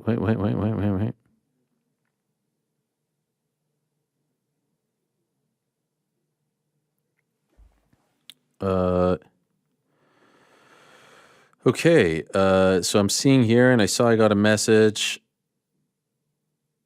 Oh yeah. But okay, did you guys speak to him? Yes. Okay, so I could let everyone know that at 4:00 Eastern time, Paulo Costa is going to join us. Can we get a breaking news there? I actually had Paulo Costa booked, and then he canceled on me yesterday. But I guess some stuff has happened, and now he's ready to go. Yeah, to answer your question, yeah, you're good to let everybody know. Okay, thanks. Paulo Costa at 4. Appreciate it. Did I jump the gun there? No. You're good to let people know. Okay, appreciate it. Well, I'm seeing all these messages here, and okay, thanks, guys. No problem, man. Thanks for booking that. That's a great get. Who gets the credit for that? That was all Joe. Joe. Yeah, he already updated his resume. Going through the Rolodex. MMA hour. He already guessed what? What did he do? Guest? He updated his resume. Guest booker for the MMA hour. Fucking hell. Yeah. You can have that. You can have that job. I would love that. All right. Well, still to come, Paulo Costa Boashinha, who of course is fighting Khamzat Chimaev in what is it? October the 21st. So that's in 12 days' time. That's in 30 minutes. So stay tuned for that. That will be our last guest of the day. But before we get to him, let's talk to the woman who should have headlined Bellator 300. She didn't, but it doesn't matter. She got a big win over Cat Zingano and is one of the greatest of all time. Of course, our old friend, Cris Cyborg. She's joining us right now on the program. Hello, Cris. How are you? Congratulations on the win. Thank you, Ariel. How are you? I'm doing great. I'm great. Oh, yes, I can imagine. By the way, why weren't you headlining? You should have been in the main event, Cris. I'm not trying to make a big deal out of it, but that should have been your spot. It should have ended with you and your win over Cat. Why weren't you in the main event? I don't know, but I don't want to complain. I'm happy. I got a great victory. People loved the fight. It was an exciting fight, and it was good. Okay. Did you lose your voice? I lose my voice. Scream too much this week. Yeah, I bet. Celebrating whatnot. So another huge win for you. And obviously, you and Kat had a bit of a history together. To get that kind of dominant, decisive win over her, when you were preparing for the fight, did you think that that's how it was going to go, or did you think it would be a bit of a longer fight and perhaps a bit of a tougher fight for you? I was prepared for the tough fight. I was prepared a lot for Cat Zingano. Much respect for her. I think she's a legend. She beat Amanda Nunes. She beat Misha Tate. I prepared everything. I prepared grappling. I prepared wrestling. I trained strike. Of course, the strategy, I didn't want to grapple her, but I was scared to grapple her. But I want to keep fight stand-up, and to find the opportunity. But I didn't know it was going to be quick. It's amazing. You know, last week I was talking about this. Last week was the 15-year anniversary of the last Elite XC show, and you were on that card. And now to see you, it's like your longevity is really incredible. To see like you're the bookends really of like women's MMA history. It's amazing, right? 15 years ago, you're on that card, and now here you are on Bellator 300, defending your title, still at the top of the game. Man, this is a blessing. I know I feel very, very thankful. This is a genetic. My mom is 7 years old. She don't stop. She is crazy. She's swimming. She's lift weights. She's work all day. I tell her, Mom, now you have to relax. They're like, no, I want to work. And for sure, my mom is one reason, and she's an example for me. But make me really happy, blessed. I love my job. And when you love a job, work every day, happy and gratitude. When going to work, it's really cool. I'm happy. I'll continue doing good. Did you think you would last this long? Like, was that part of your goal? Was that part of your plan? One of the things I would say, I want to complete maybe 20 years fighting. I turned 18, but I always, pray for the Lord. He's giving me the telling me I'm gonna feel my heart when the time to stop. I'm gonna know. Mm-hmm. But I don't have any bad injury. I really take care of my body throughout the fight. I'm not just training when I have a fight. I really train off season, in season, because it's really important. When you train because the fight is hard, you can get injury. But and then I go to Colombia, do the stem cells work, by accelerate, and I really red cells, I have a red bed, a hyperbaric. So I really take care of my body for me to continue doing good. I want to continue. If I continue longer, I want to continue doing good. And I'm very curious to see what the future holds, not only for you, but Bellator. Of course, we can't ignore that there's a lot of rumors about the future. And I don't even think rumors is the fair thing to say because it's all very true. And so can I just ask you, like last week, what was the vibe like? What did you feel? How did it feel, this event? How did the whole atmosphere feel for you? The first I was really happy because it was in San Diego. I live in San Diego for 6 years. It's a lot of emotion too, because there I was living in the car with my dog. Wow. Everywhere I go, I remember good size, bad size. The arena when I fought there too. I defended my title too when Strike Force. It was the same arena. I went to the fight Ronda Rousey side of Kaufman there. And that fight then kicked me out. They said I cannot stay there because I believe Ronda wanted me there when I was there in the first four. So it's so much things there around. But it was, the event was amazing. I wanna say thank you to Mike Cogan. He's put a lot of work there because it was the full people there.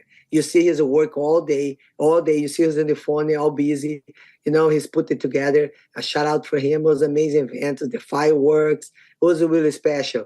It reminds a little bit of the events, have in Japan with all the fireworks, walking. It's really special. It's really nice to be part of the Bellator 300. I don't feel anything weird in the fight. I know I was a fox to the fight, the Cat Zingano, but everybody happy and excited. Everybody asking what's going to happen. I don't control what's going to happen. I just have to control training and thinking about the next opponent. Did it feel like the end though of an era potentially? Did it feel like the last show to you? No, I would then talk about the Bellator 301. Yeah. So, and then I face off the next contender for defending my title. So I didn't feel like Leah was there. I didn't feel this. Okay. I know. Just last question on this. I know like you've had a bit of a back and forth with the PFL guys. If PFL did buy Bellator, would you not want to fight for them? No, I have more fights in my contract, Okay. I want to keep work. And then have girls there to fight, have people there. Yes. Is there one in particular that interests you? Yes. I have a lot of people there interested, but I haven't one there everybody want to see. Let's see. Okay, I feel like we're close here. This is like the most open you've been to that. You're talking about Kayla Harrison, of course, right? Yes, Kayla Pacheco, she's the champion. I know Kayla's going to fight again. It we already been prepared for this fight. You know, you guys watch Cat Zingano fight. My last fight was Southpaw. Cat Zingano was Southpaw. The next, Kayla Southpaw. You know, we'll be work on, we'll be training. How would you feel if Bellator did get purchased by PFL? Is this good for the sport? Bad for the sport? How do you feel? You know, for me, I of course I'm gonna be less sad, but I'm gonna continue bringing the name with Bellator for sure, because you know I defend my title 6 times there, and then is those amazing events, give it the opportunity for a lot of fighters. Of course, I'll be sad. It's good, better when you have more events. Yeah. Because I have more options for the fighters, and then for negotiation, for everything. So it's more important to have more. And it'll be sad if you're not gonna be happy, you know. Yeah. The end of your fight with Cat, she didn't want to embrace. Could you tell me what she said to you afterwards there when you were going over to her? At the time, I really hug my opponents after the fight. I don't hate my opponents. No one I hate. Even if I lost, I don't hate. It's that it's sport for me. So I will say thank you for her, and then she say, I don't want to be your friend. I don't want to be her friend. I just say thank you for accepting the fight. Thank you for making this work. Thank you for making the exciting fight. And then she said, are you a stalker? You are going to be my friend? And she's always crazy. And then I didn't understand it. Stalker, why? Because I study my opponent. Because every single video she put, I watch all the single video. 2 years ago, I watch all her videos.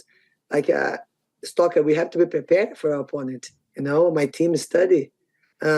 She's started to make this personal. Say, I'm a cheater, I'm a juice box, make the commission come here every 3 weeks in my house. Like, I did everything she's asking for make the fight happen. I did, you know? And then she getting, I know she getting mad about the website, but it's a business. If you're a fighter and you have a name, you don't have your own website, this is a business. People are going to buy your website, and if you want to buy it back, you have to pay to get it. This is the reality. This is the business. And that's it. It was the way to promote the fight. It was cool. And I respect Cat Zingano. She's a big name, a legend, pioneer in the sport. I'm still going to continue to respect. It doesn't matter what's happening that night. And the girl beat Misha Tate. The girls beat the fighter Ronda Rousey, beat Amanda Nunes. So much respect for her. You said that she accused you of PEDs and all this stuff, and the commission came. How many times did they come to your house to test you? I think maybe 4 or 5. Wow. And is that more than usual? Yeah. Yes. Yeah. For just random testing from California? Yes. And was she also tested, to the best of your knowledge, that many times? I believe so too. Okay. Yeah, everybody. Okay. And so you beat her, and right after Leah McCourt comes in, and earlier in the night Leah McCourt beat Sarah McMahon. Were you surprised by that? I was surprised a little bit. I was thinking Sarah was gonna win, you know. Yeah. But it was nice. She did the same takedown she did in Cat Zingano in judo. Mm-hmm. You know, she did the same takedown. I watched the fight so many times. It was the same takedown, you know. Sarah got it. I didn't watch the fight yet, but I watched some clips. And Sarah got at the back, stayed too long there, and she did the judo takedowns, and like same as she did in Cat Zingano. And so then she comes to the cage, and so you face off. And so I was wondering once again, like, is this fight even going to happen? I don't know what's, because I'm hearing, Cris, I don't know what I'm hearing 301 is a little bit up in the air, that there's some debate who's going to pay for it. This is what I'm hearing on the streets. You know what I'm talking about? And so I'm like, oh, Cris, Leah, that's a fun fight. Leah is a great story. It's a fresh matchup. But I'm like, where is this going to happen? Under what umbrella? When? Where? When you're facing off against her, is it just like they bring her in, you do it? Are you thinking the same thing? Like, oh, is there another event that I don't know about? No, the reality, I asked if they asked me who's the one to fight next. Yeah, and I know she was the line for fight for the title. When she finished the fight, I called her name. I didn't know she was gonna be facing me off when I was talking about her.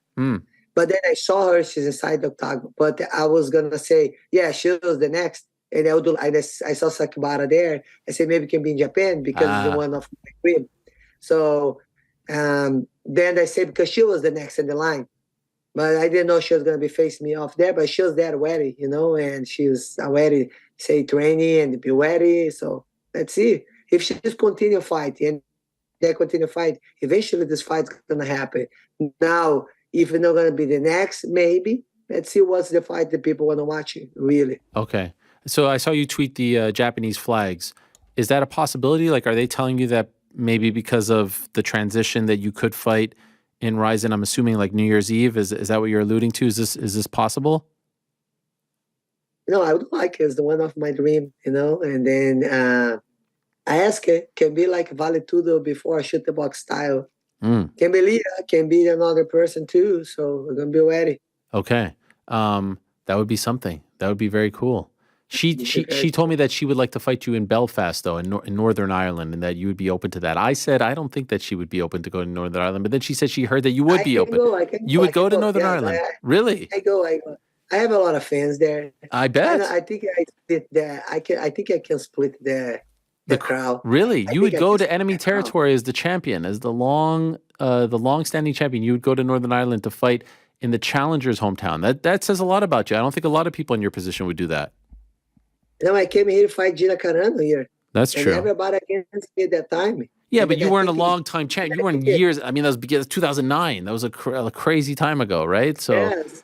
And everybody against me. That thing motivated me. I said, man, this is my time. I'm gonna know who I am. So then that make me excited. It's nice to have something like this. It's unbelievable. Elite XC, Strike Force, Invicta, UFC, Bellator, the amount of promotions, top-level promotions that you have fought for.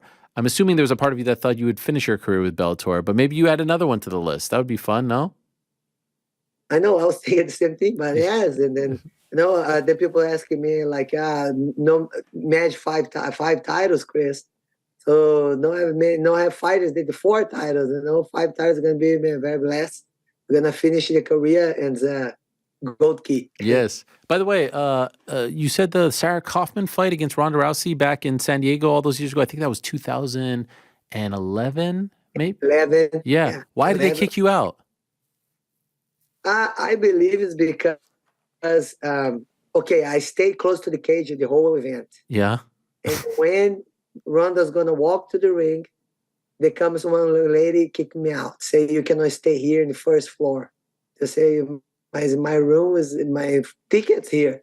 So no, you cannot. You have to go to up. They say it's because the commission, and then they kick me out there. And that was okay. But I watch featherweight fight and go home. Okay. Wow. Crazy. Did you see Ronda's mom? She was working the event. I saw her last time I went to Bellator, but I didn't see her yesterday. Okay. I didn't see her like Saturday. When you saw her last time, did she say anything to you? Then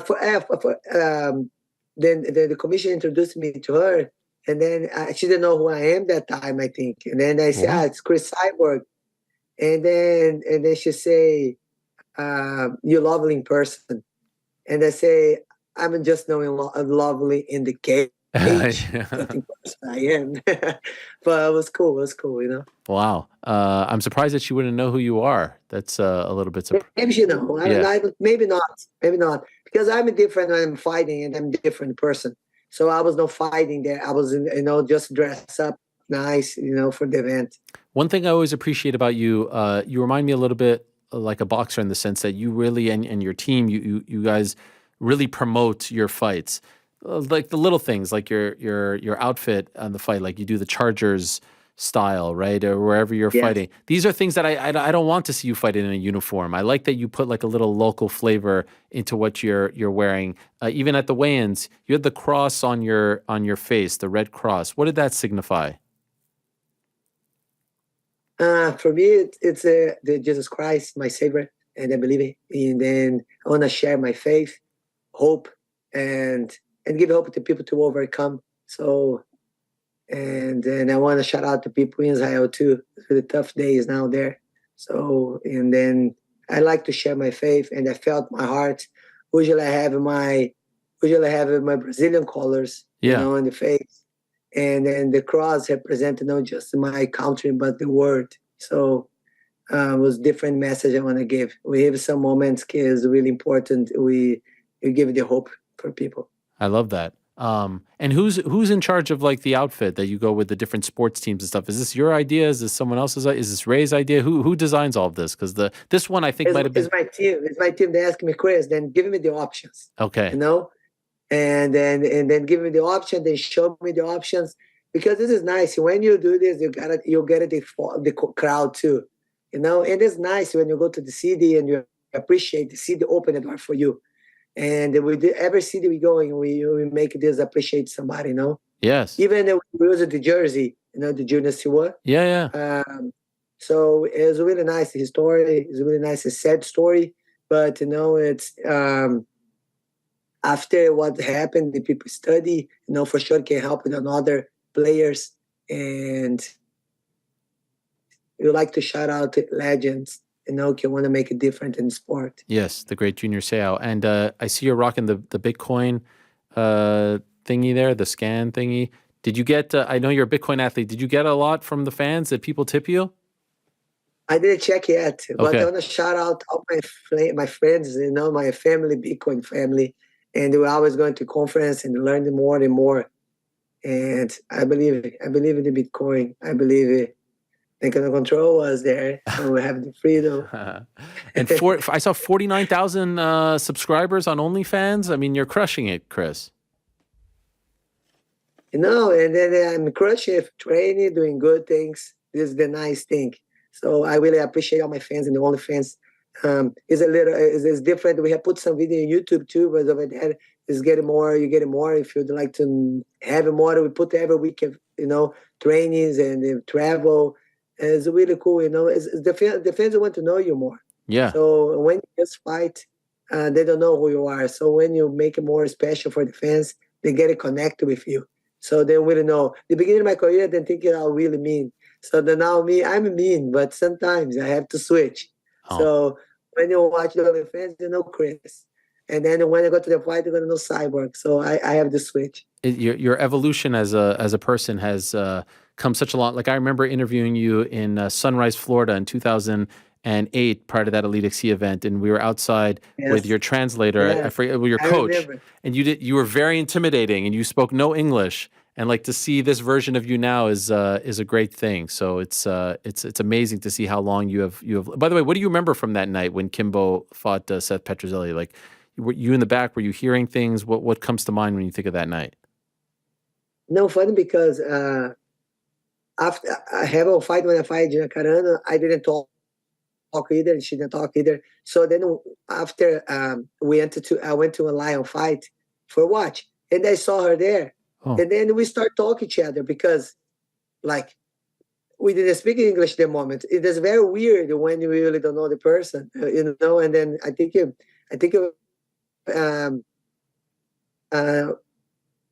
people more afraid because I didn't speak anything, but my style fighter. But I like fight style. I know it's a violent style. I like it. I think it's who I am. I like violent fight, strike fights, and I think it's exciting for the fans. Yes. So in a perfect world, when do you fight again? December. Perfect word. Okay. Yes, the rest of 1 week and back to training. So I don't have time to lost. I have to keep work hard. Well, enjoy this victory. Congratulations, parabéns, and looking forward to what's next for you, Chris. Thanks for coming on. Thank you, Ariel. Thank all my fans, and I appreciate every single message. And thank you for the opportunity, Ariel. Always. There she is, Cris Cyborg, coming off the big win. And dare I say, first time that it seemed like she was very open about this Kayla Harrison fight. Let's see what happens. Obviously, Kayla Harrison's contract is up next year. So who knows? Maybe the timing works out where she isn't actually in PFL if they do merge. But this is going to be a fascinating story to follow for the next month or so in MMA. So stay tuned for that. Like I said, Paulo Costa, who is fighting Khamzat Chimaev, is going to join us in 7 minutes time or so. So stay tuned for that. A late addition to the program. Paulo Costa going to join us at 4 Eastern. So in 7 minutes time, stay tuned for that. There were some photos that emerged of his elbow. I don't know if we have any of that stuff because I know this was late. Do we have any of that I could show to the people? Maybe we could get it for his interview. Yes. Let the man cook. Do we have it? I don't know if we have. He's working on it. Okay, yeah. So there was a thing that came out today, I believe, from Paulo Costa. This is from MMAfighting.com. I know you posted it on social media, saying that he had surgery 5 weeks before UFC 294. So that includes like, the next 2 weeks to come. He posted on his social media, on his Instagram, quote, "How strong are you? You never really know until you get tested by fire of life. I did surgery 3 weeks ago, so, once the event happens, it will be 5 weeks total. 10 stitches, but I know how tough I am and continue improving and overcoming myself. It doesn't stop me. Still doing my thing, sparring and everything. I'm so blessed. God gives me exceptional condition and surrounded by my great people."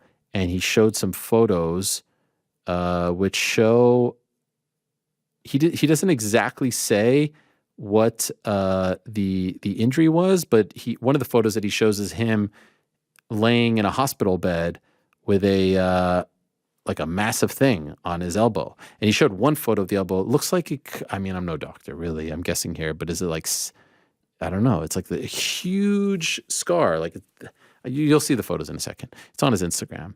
But what was in there? His elbow looks gigantic. He's eating. Imagine going into a fight against Khamzat Chimaev with an injury like that in what appears to be his left hand. Yes, his left hand. Incredible. He is an orthodox fighter, so, would affect his jab. Also, wrestling is a big part of the game plan against a Khamzat Chimaev, but he seems to be in pretty good spirits here. I'm seeing some sparring footage. I'm also seeing the top comment on his post is, let me test some of that secret juice from Rampage Jackson. So Rampage wants in.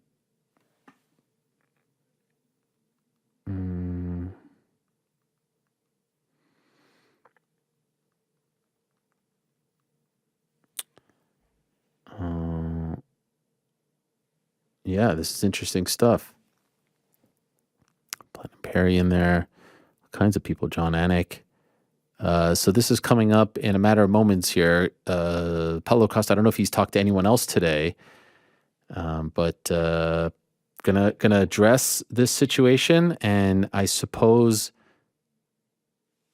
let us know if he's okay to fight. And without further ado, here he is. So earlier this week, I reached out to Paulo Costa, and I asked him if you'd want to come on before the rush of Fight Week. In my opinion, this is the people's main event at UFC 294, October 21st in Abu Dhabi.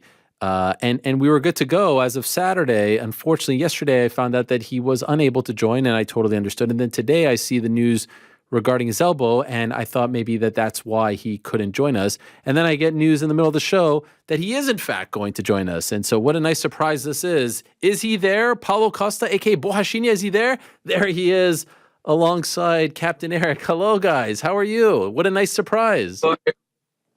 It's very good to be here, bro. Thank you for inviting. Yes, unfortunately, something happened since that I talked to you. I told you I'm gonna be in the show, but we are here anyway. Thank you for the opportunity. Thank you for the space here. It's important just to clarify and to make the fans to bring an update for the fans. Okay, I really appreciate it, and good to see you as always, Captain Eric. And so I see that your arm is bandaged, your elbow there, Paulo. Can you tell us how you feeling, and are you fighting on October 21st? Yes, definitely yes. I came to Abu Dhabi 4 weeks ago. I came here early on this hostile country environment, but I came here to take over. I don't came here to kill and to joke, I left my country. I had an injury in my country in Brazil, but we did the small medical protocols in Brazil, but we didn't know was necessary as surgery, a big intervention. So I had this injury 2 weeks before I came here, but we are care about that and make sure to not get worse. But once I get here and I start to train hard, the bad things happen, and so I need to come to I need to went to the hospital, and doctor say, Paulo, unfortunately, it's necessary to open your arm, and because it's inflammation, big inflammation and infection inside your elbow. So yes, I can put this out. I think I can put it out. Sure. If you want to. Yes. Yeah. Oh, just a second. Okay. Here he is. He's taking off the bandage. Coming off. I know. Just don't hurt him. The shirt is coming. Okay. Oh, you don't want me to do the rampage? Yes. Okay. There it is. There's the bandage. Not big, but yeah, I need to cover this because doctor asked me to cover. But they made that 10 sutures here. It's a big cut. I don't know if I have a picture. I posted my Instagram. We saw it. Yeah, we have it. Yeah. But anyway, when doctor told me it was necessary to open, I was with my team, Eric, Tamaya, everybody was there, and I just asked doctors how long it would take to remove the stitches. They say, okay, we are 5 weeks to the fight right now, and you need to stay with stitches in your elbow for 2 weeks. So after 2 weeks, we're gonna remove that, and we left 2 weeks for you train. I say, that's good. That's good news. There's enough. 2 weeks is enough to train, and because I'm in shape, I'm ready. I came ready to this fight. I'm following this guy to fight Gometia Chain a long time ago. You know that. I was in your show. Yes. When I was talking about him, and I'm chasing this guy, and I know he wants one excuse to get out of this fight. He doesn't want that fight. I want this fight so bad, and I will not let him go easily. So I just asked for doctor, please keep me in the fight. I always even asked him to not let the UFC knows, but was not possible. So they report everything to the UFC. And I'd like to say thank you, UFC, as well, for keeping me in this fight. Because, bro, I truly believe in 100 times, I can beat him like 99%. I have all the tools to beat this motherfucker. He's like a pro wrestler. He has nothing to me. He has big head, long arms, slim body. He will do nothing against me. I will defend his first takedown, and I'm gonna knock him out. So I want this fight so bad. That's why I'm still in this fight. I did a surgery, but that doesn't care. I'm gonna be there anyway. These guys need to, he need to run too much to escape from me. I'm here to beat him, and yeah, the only way to not fight him if doctors, drag me out, screaming, kicking me, and not allow me go inside the cage, because I came to fight him, and I truly believe I'm gonna beat him. Doesn't matter. I doesn't care. I'm gonna beat him. So yes, I'm in shape. I'm ready. You look fantastic. I'm ready to go. Can I ask, what is the injury? What happened? Like, what did happen to your elbow? This was a burst infection inflamed. So they need to remove the whole burst. So they open this like that, But staph infection as well. Staph infection. Staph infection. Oh, hello, Tamara. Hello, thank you. Hello, good to hear from you. And I know it's very late there, so I really appreciate you guys doing that. I think it's like midnight over there in Abu Dhabi. So thank you for doing this. Bro, so focused, Ariel. I'm so focused on this fight, bro. You cannot believe, you can see after a surgery like that, I'm still in shape. I'm still focused. I'm still, we fight inside. Yeah, bro. And I'm a secret juice. Secret juice heal you better, faster. And I don't know how can I explain this to you, but give me fight this guy. This is the only thing that I ask doctors and I ask UFC personally. Let me fight this guy. Let me fight this guy. Don't pull me out this fight. And Paulo, are they threatening to pull you out? Is that what you're like? Is that why you're saying this? Are you worried that they're going to pull you out? They are just worried about me because I was taking a lot of medicines. Since Brazil, I took 10 days of antibiotics in Brazil and here more 14 days before and after surgery. So they are a little bit worried about my health. Okay. It's about that. But I just sparring's been great. Yes, I'm sparring. I'm doing everything, coach. Coach, so can I ask you? I was actually going to ask you, as his coach. Obviously, Paulo is very confident, but as his coach, as someone who's been with him for so long, do you feel okay, given his situation with his elbow, with him fighting in less than 2 weeks against Khamzat Chimaev? I can tell you he's been looking great. Even when he had stitches, he was training. He just wasn't using the right arm. Once the stitches came out, right back in the sparring, it looked awesome. I brought some of the best guys in the world, Kazakhstan, Mongolia, Kyrgyzstan. I traveled around the world after Japan to find these partners, Olympic wrestlers, everything. Who is Ben Barna? Ben Barna keeps sending me Venmos. Oh. I don't know. Your thing. Yes, still hooking you up. He's still hooking me up. Hey, by the way, I'd like to, pray for Israel.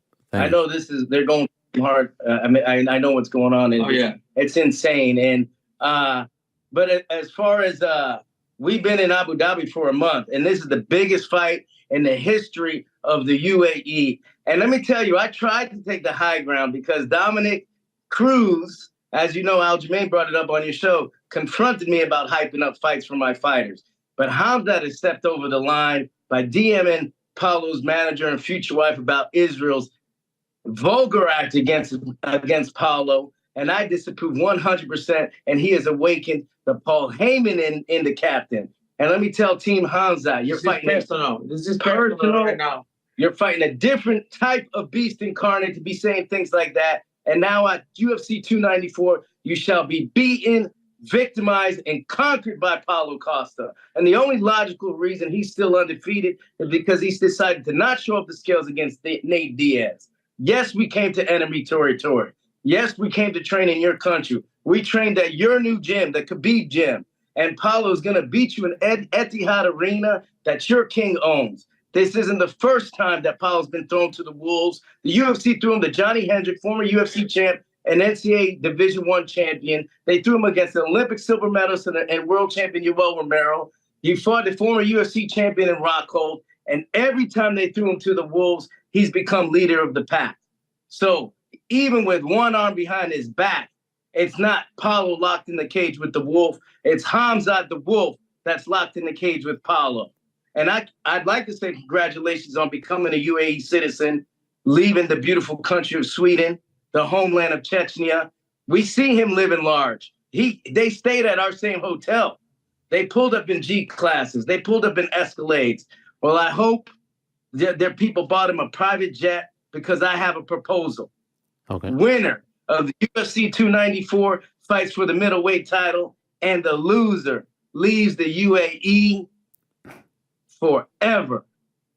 Everything he said goes against the peace and hospitality of the UAE. Every tweet, every statement, every DM, every attempt to sabotage Team Costa here.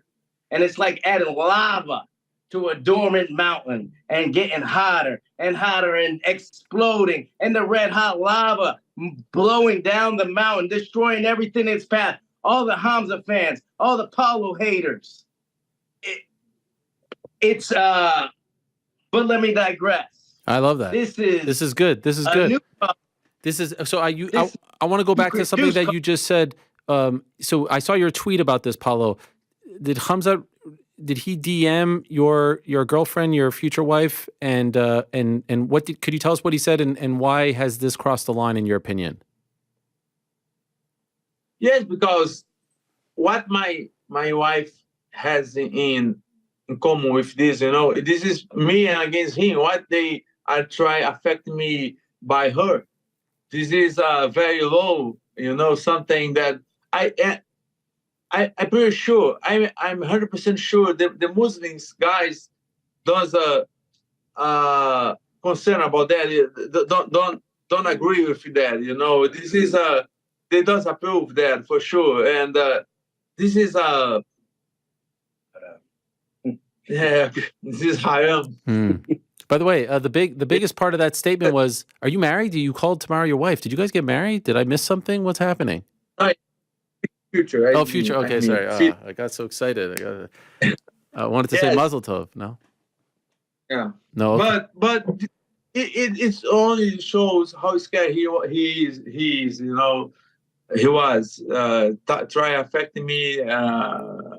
Send message for Tamara. He didn't send nothing sexual or kind of stuff like that, but Yeah. Tamara want to say something. Oh, Tamara. Hey, Ariel. Hello, Tamara. How are you? Hello. Come in the shot. Have a seat. Okay, just very quickly. Maybe he should text me before the fight, so maybe that fight cannot happen before. So because I fight for the fight, so like a manager. So why he didn't text me before? Because right now he needs to handle with this fight. Because Paulo is gonna fight without one arm if needed. Okay. This is tremendous. Handle like a leader. Handle. Yes. And so can I ask you just to try to be as clear as possible, this could be for anyone in the room, are you coming on the show now to tell the world that they're trying to remove you from the fight and you want to fight, or are you coming on the show to tell the world nothing to worry about, you're in, this fight is happening on October 21st? Yes, I just came to that defense. No, I'm ready to fight and not ask UFC nothing. UFC is doing their job. Very good job. They are supporting me a lot. They didn't mention that to remove me from this fight. Nothing about this. I just came for defense and for, yes, I know you have a big audience, and so it's important to reach everyone, every single one from your show. So I came here and I'm so grateful. And could I ask, why did you make this public? Why did you tell the world about this injury? Why didn't you just keep it to yourself? Actually, who made this public was Renzo Gracie. Renzo Gracie mentioned that in Brazil. I don't know if you guys know about that, but mentioned that in interview in Brazil, and the people was asking me about, but I just came to say I'm good. I did a surgery, but I'm good, and I will fight him anyway. Okay. I'm ready. And for either you or Captain Eric, what you said it was hostile at the hotel, that you saw them there and whatnot. Did you ever run into him? Did you see him at the hotel? Were there any interactions? We were in the lobby together. We were outside in the parking lot. They were in the out lobby. I mean, tensions were high because, the last time they saw each other at the UFC PI, you guys saw what almost went down. The whole world saw that. 10 million people saw that video. So, with the biggest fight in UAE history going down in 2 weeks, what is the reason why 3 weeks ago we're staying at a hotel with no security? And after that happened, people started calling us in the middle of the night, waking us up. So there's just been some sabotaging going on his end, trying to keep us with the jet lag.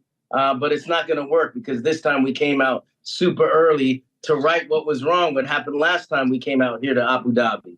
Okay. So secret juice Costa now. He's cold. He's calculated. He's recalibrated. He's reformulated. and he's smarter than ever. He's about love, and he's about breaking the hearts and faces of all the fans, of Khamzat fans. And this time in Abu Dhabi, we're getting that title shot.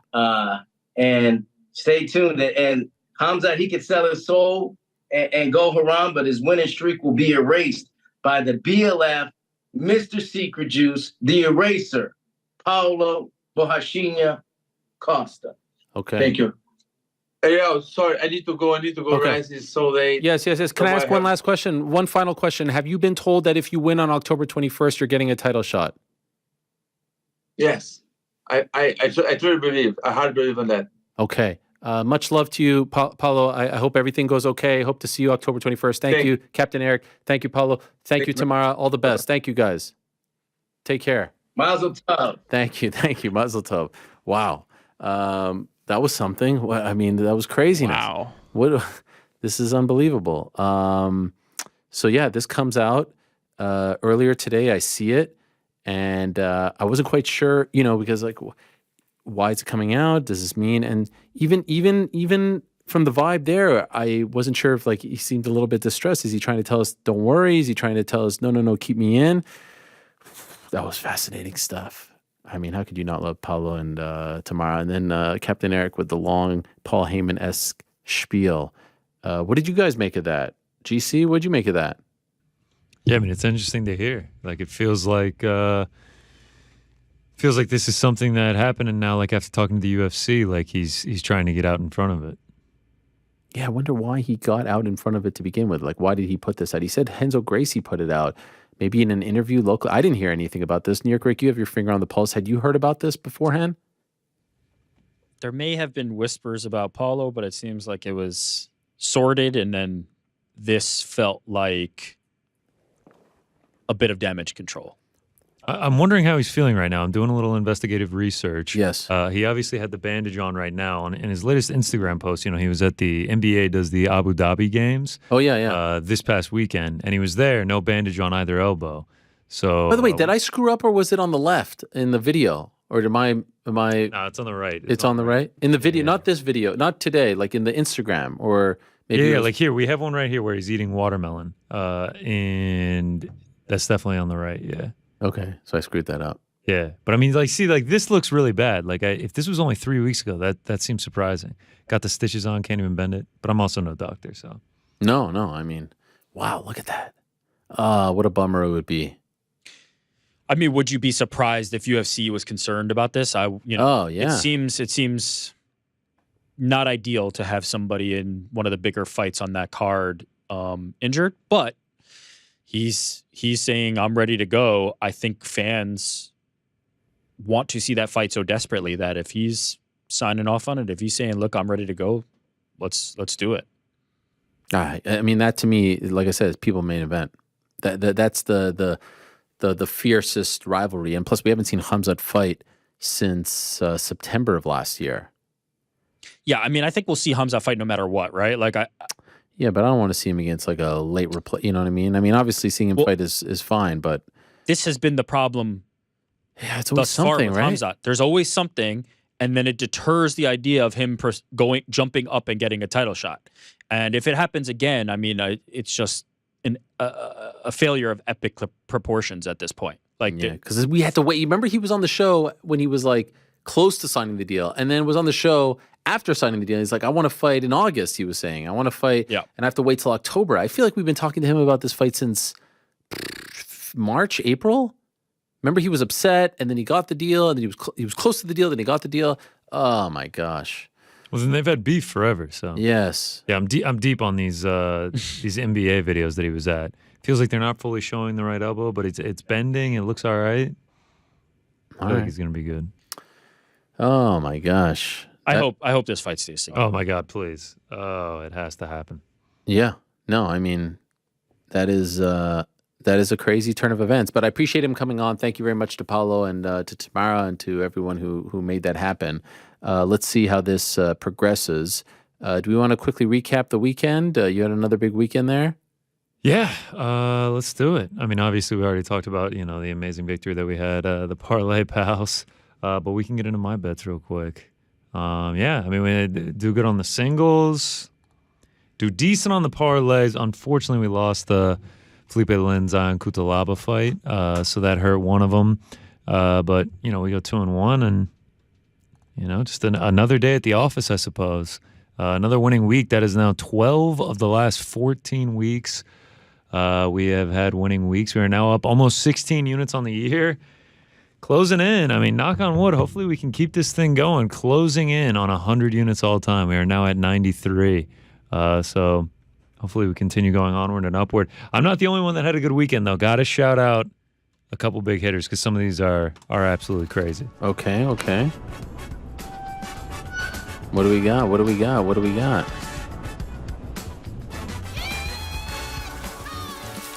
Oh, yes. Seeing all kinds of things here. Yes. All right, this is an easy one to start with. It is our man Redbeard Bets. 4 picks plus 178,406. He goes Demopoulos to win by decision, Joaquin Buckley to win by decision, Bobby Green to win by KO, Joe Pyfer to win by submission. He turns $5 into almost $9,000, $8,925.31. Just an absolutely insane bet. We keep rolling right along. A lot of big parlays on this one. I don't even know what to do with this. PTA Gan Patagon Durham, something like that. Our man Paul Durham, he goes JJ Aldrich to win by decision, Demopoulos to win by decision, Carolina to win by decision, and Joaquin Buckley to win by decision, plus 23,525. Turns $3 into 708. Just an insane bet. Passar 1000, Dan Passarelli. He goes Dober by KO, Buckley, Pyfer, Nurmagomedov to win by decision, Bobby Green, $5 into almost 500. Then just a couple more here for you. Our guy Marky Nude back at it. Marcus Allen. It feels like we're calling him out every single time. 12 legs, $17 into 2,500. I mean, this is just a ridiculous one. 12 legs. He's got Dober round 1, Nurmagomedov in there, Pyfer round 1 or 2. I mean, just an insane parlay. Some singles.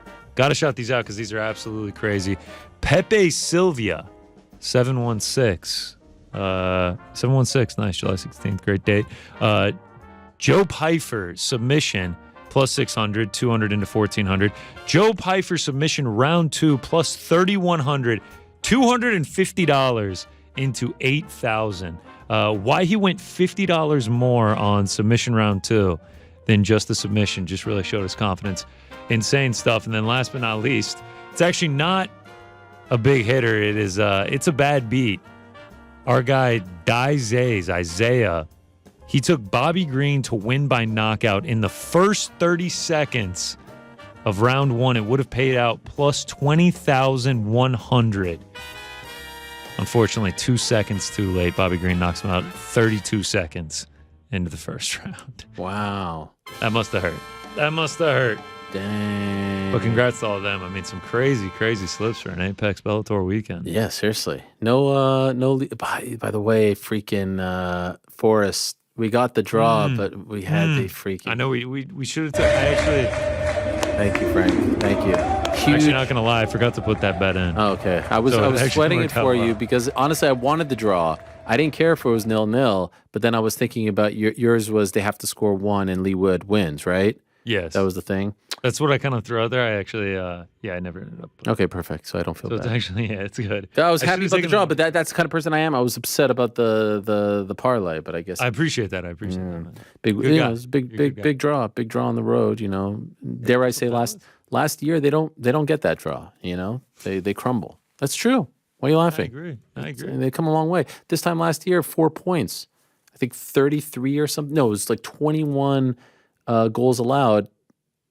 This international break, 9 points, and I think it's like 11 goals allowed, like something crazy like that. All right, well, congrats to all the big winners, and I'm seeing something a little bit big here on the email.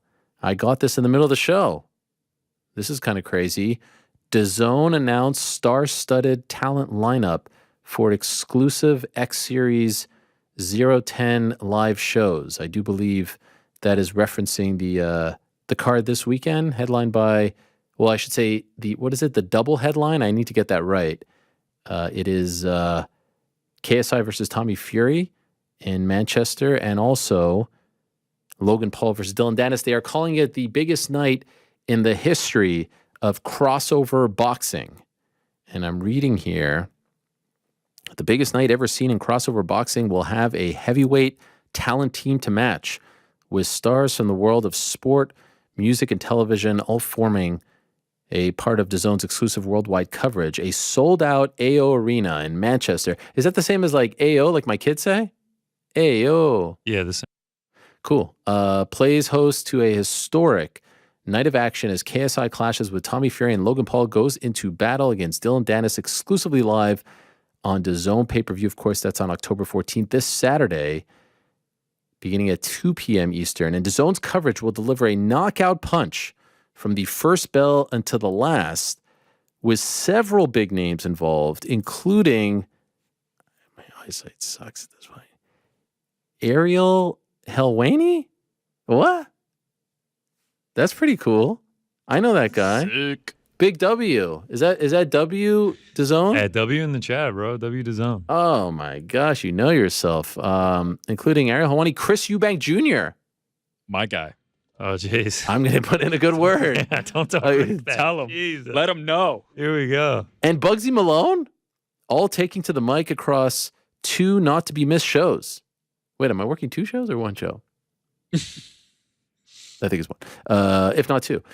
Big Zoo, I like Big Zoo, will be your larger-than-life host for the DAZN Boxing Countdown Show, which will be broadcast live on DAZN and YouTube in the hours leading up to the unmissable boxing doubleheader.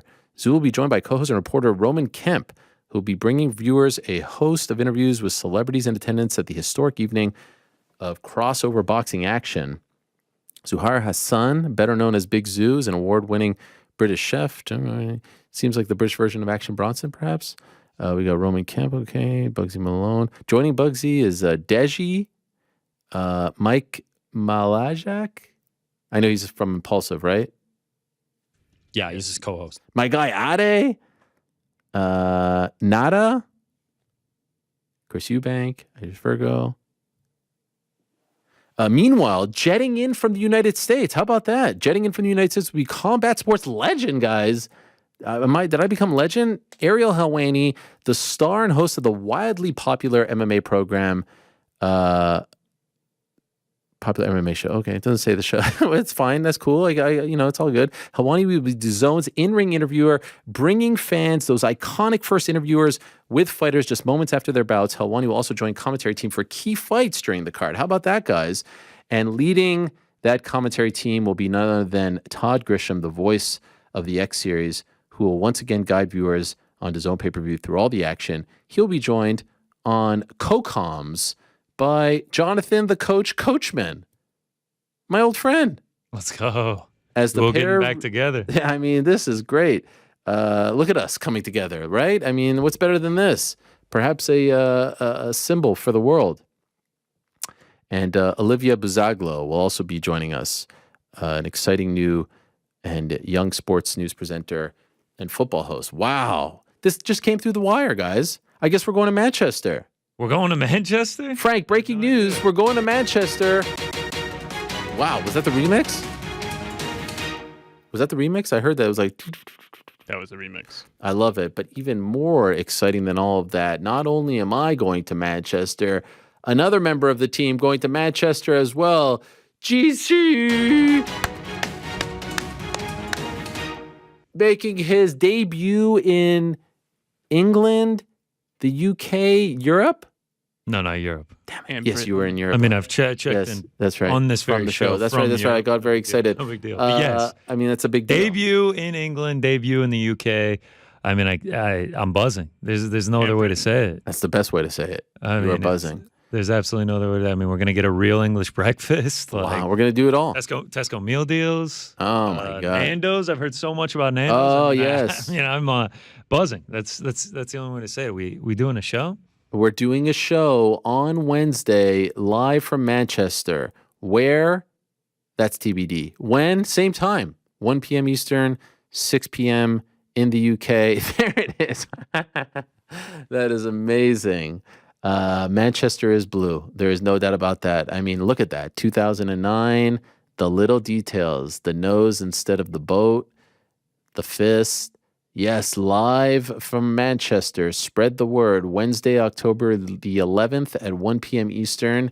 And special guests will be joining us as well, live from Manchester, in person.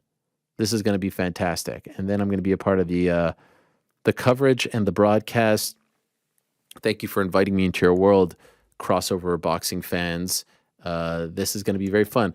Are they giving it a big W, or are they calling it Wariel Welwani? What are we getting? I mean, I need to speak the lingo. Is that what they're saying on the interwebs? I'm about to tap in. Okay. That's one of my... Is it bad if I throw one in there? No, give it a W. Are they giving me a W in the chat at least? Can I get a W? I just threw a W in. We'll see if the people reciprocate. Oh, I'm going to throw one too. So far, it's just me and you with the W's. Nice. Okay, perfect. Thanks, guys. Give us a thumbs up in the chat. Give us a subscribe. People say they hate rain. Okay. It's supposed to be rainy. By the way, so far the first 3 W's are me, you, and Mysterious Frank. Rick G, let's go. Rick G. AJ hopping in there. Okay, we got, yes, more W's coming in. W in the chat. W in the chat. Okay, perfect. All right, thanks, guys. I appreciate the support. This is very nice. I was worried about the chat today. Not Cardiff L. All right, sorry about that. But I appreciate all the love and support. And I'm looking forward to this. This is going to be a lot of fun. It feels like a big deal. We've squashed the beef with Dylan. He's already in England. We've worked Tommy Fury fights before. Obviously, KSI, friend of the program. Tommy, friend of the program. And Logan, friend of the program. I mean, there's a ton of friends. Salt Poppy, friend of the program. And the whole team has been working very hard to make the show on Wednesday happen, and I appreciate DAZN for having me back. Third time working for them. Worked on the Taylor Cameron card, very fun. Worked on Jake Paul, Nathan Diaz, and now the Misfits card. We're showing that we could go from promoter to promoter, you see? This is the way it should be. I wish it was like this in MMA. You can go from a Matchroom card to a MVP/Real Fight card to a Misfits card. This is great. I'm looking forward. I've only been to Manchester twice. The first time was for that Conor McGregor sit-down pay-per-view. I was there for literally 20 hours. The second time was when I took the train last August from London to Manchester to see Forest versus City. And then I drove right back. Yes, thank you. That's all right. With my good friend Raj, we made the trek back. And that's it. So here I'll be spending an extended period of time. If there's anything we should see, GC and I will be painting the town red. Or actually, no, I screwed that up. Will we paint the town blue? Blue or I don't know. What are we? I mean, Man U won on the Magic at Old Trafford on and Saturday. City didn't once again. City did not back to back. So maybe we will be painting town red. Red and blue. I mean, we have no allegiance. Oh yeah, no allegiance. I will be playing both lines. I can promise you that. Merch has been purchased for. Oh yes, and you'll be going to all the media events as well. Oh, I'll be there. I mean, boots on the ground. And you'll be going to the event too. Yep, whole thing. I mean, we'll do a show. Scale of 1 to 10, events. Level of excitement. 12, 15, 20. I mean, whatever. It doesn't get any higher. More than Dallas? Tenfold. Wow. Actually, the only thing is that the whole crew won't be there. That was a good save. Does take away from it. That was a good save. That was a good But in save. terms of going to Dallas versus going to Manchester, I also feel like this card, I feel like it's going to be a bit bigger. Buzzing. Sold out. Oh, yeah. Biggest sold out the pay-per-views you saw. Sold out the pay-per. I don't know how that's possible. But, can't sell more pay-per-views.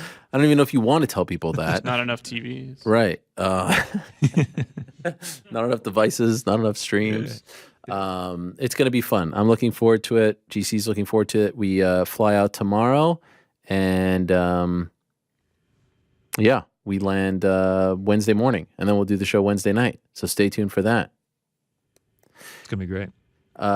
So stay tuned for that. I always say that one of my favorite things about doing this show is that like we're so addicted to our phones and our computers and our devices and stuff like that. And when I do the show for like 4 hours, it makes me forget.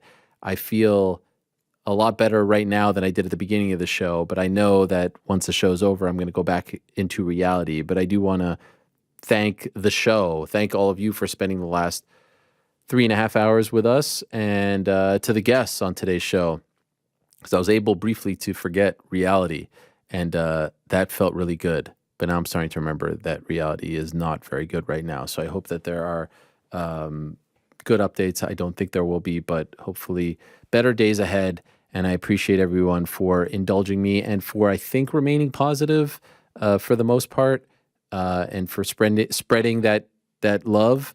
That means a lot to the positive people out there. That really does mean a lot. So without further ado, Frank, you can hit our music. We shall call it a day. Oh, how about that promo for the Ngannou Fury fight? All of a sudden, I'm back in. 10 out of 10. That might have been the best promo of all time. Oh, so good. The production quality was just insane. It was like the production value of like a Nike or a Gatorade commercial. Yes. Jeez Louise. Great premise, too. And I love the song from the Kill Bill movie, right? Shout out, great one. One or two, which one's better? Shot me down, bang, bang. That's the first one. I hit the ground, bang, bang.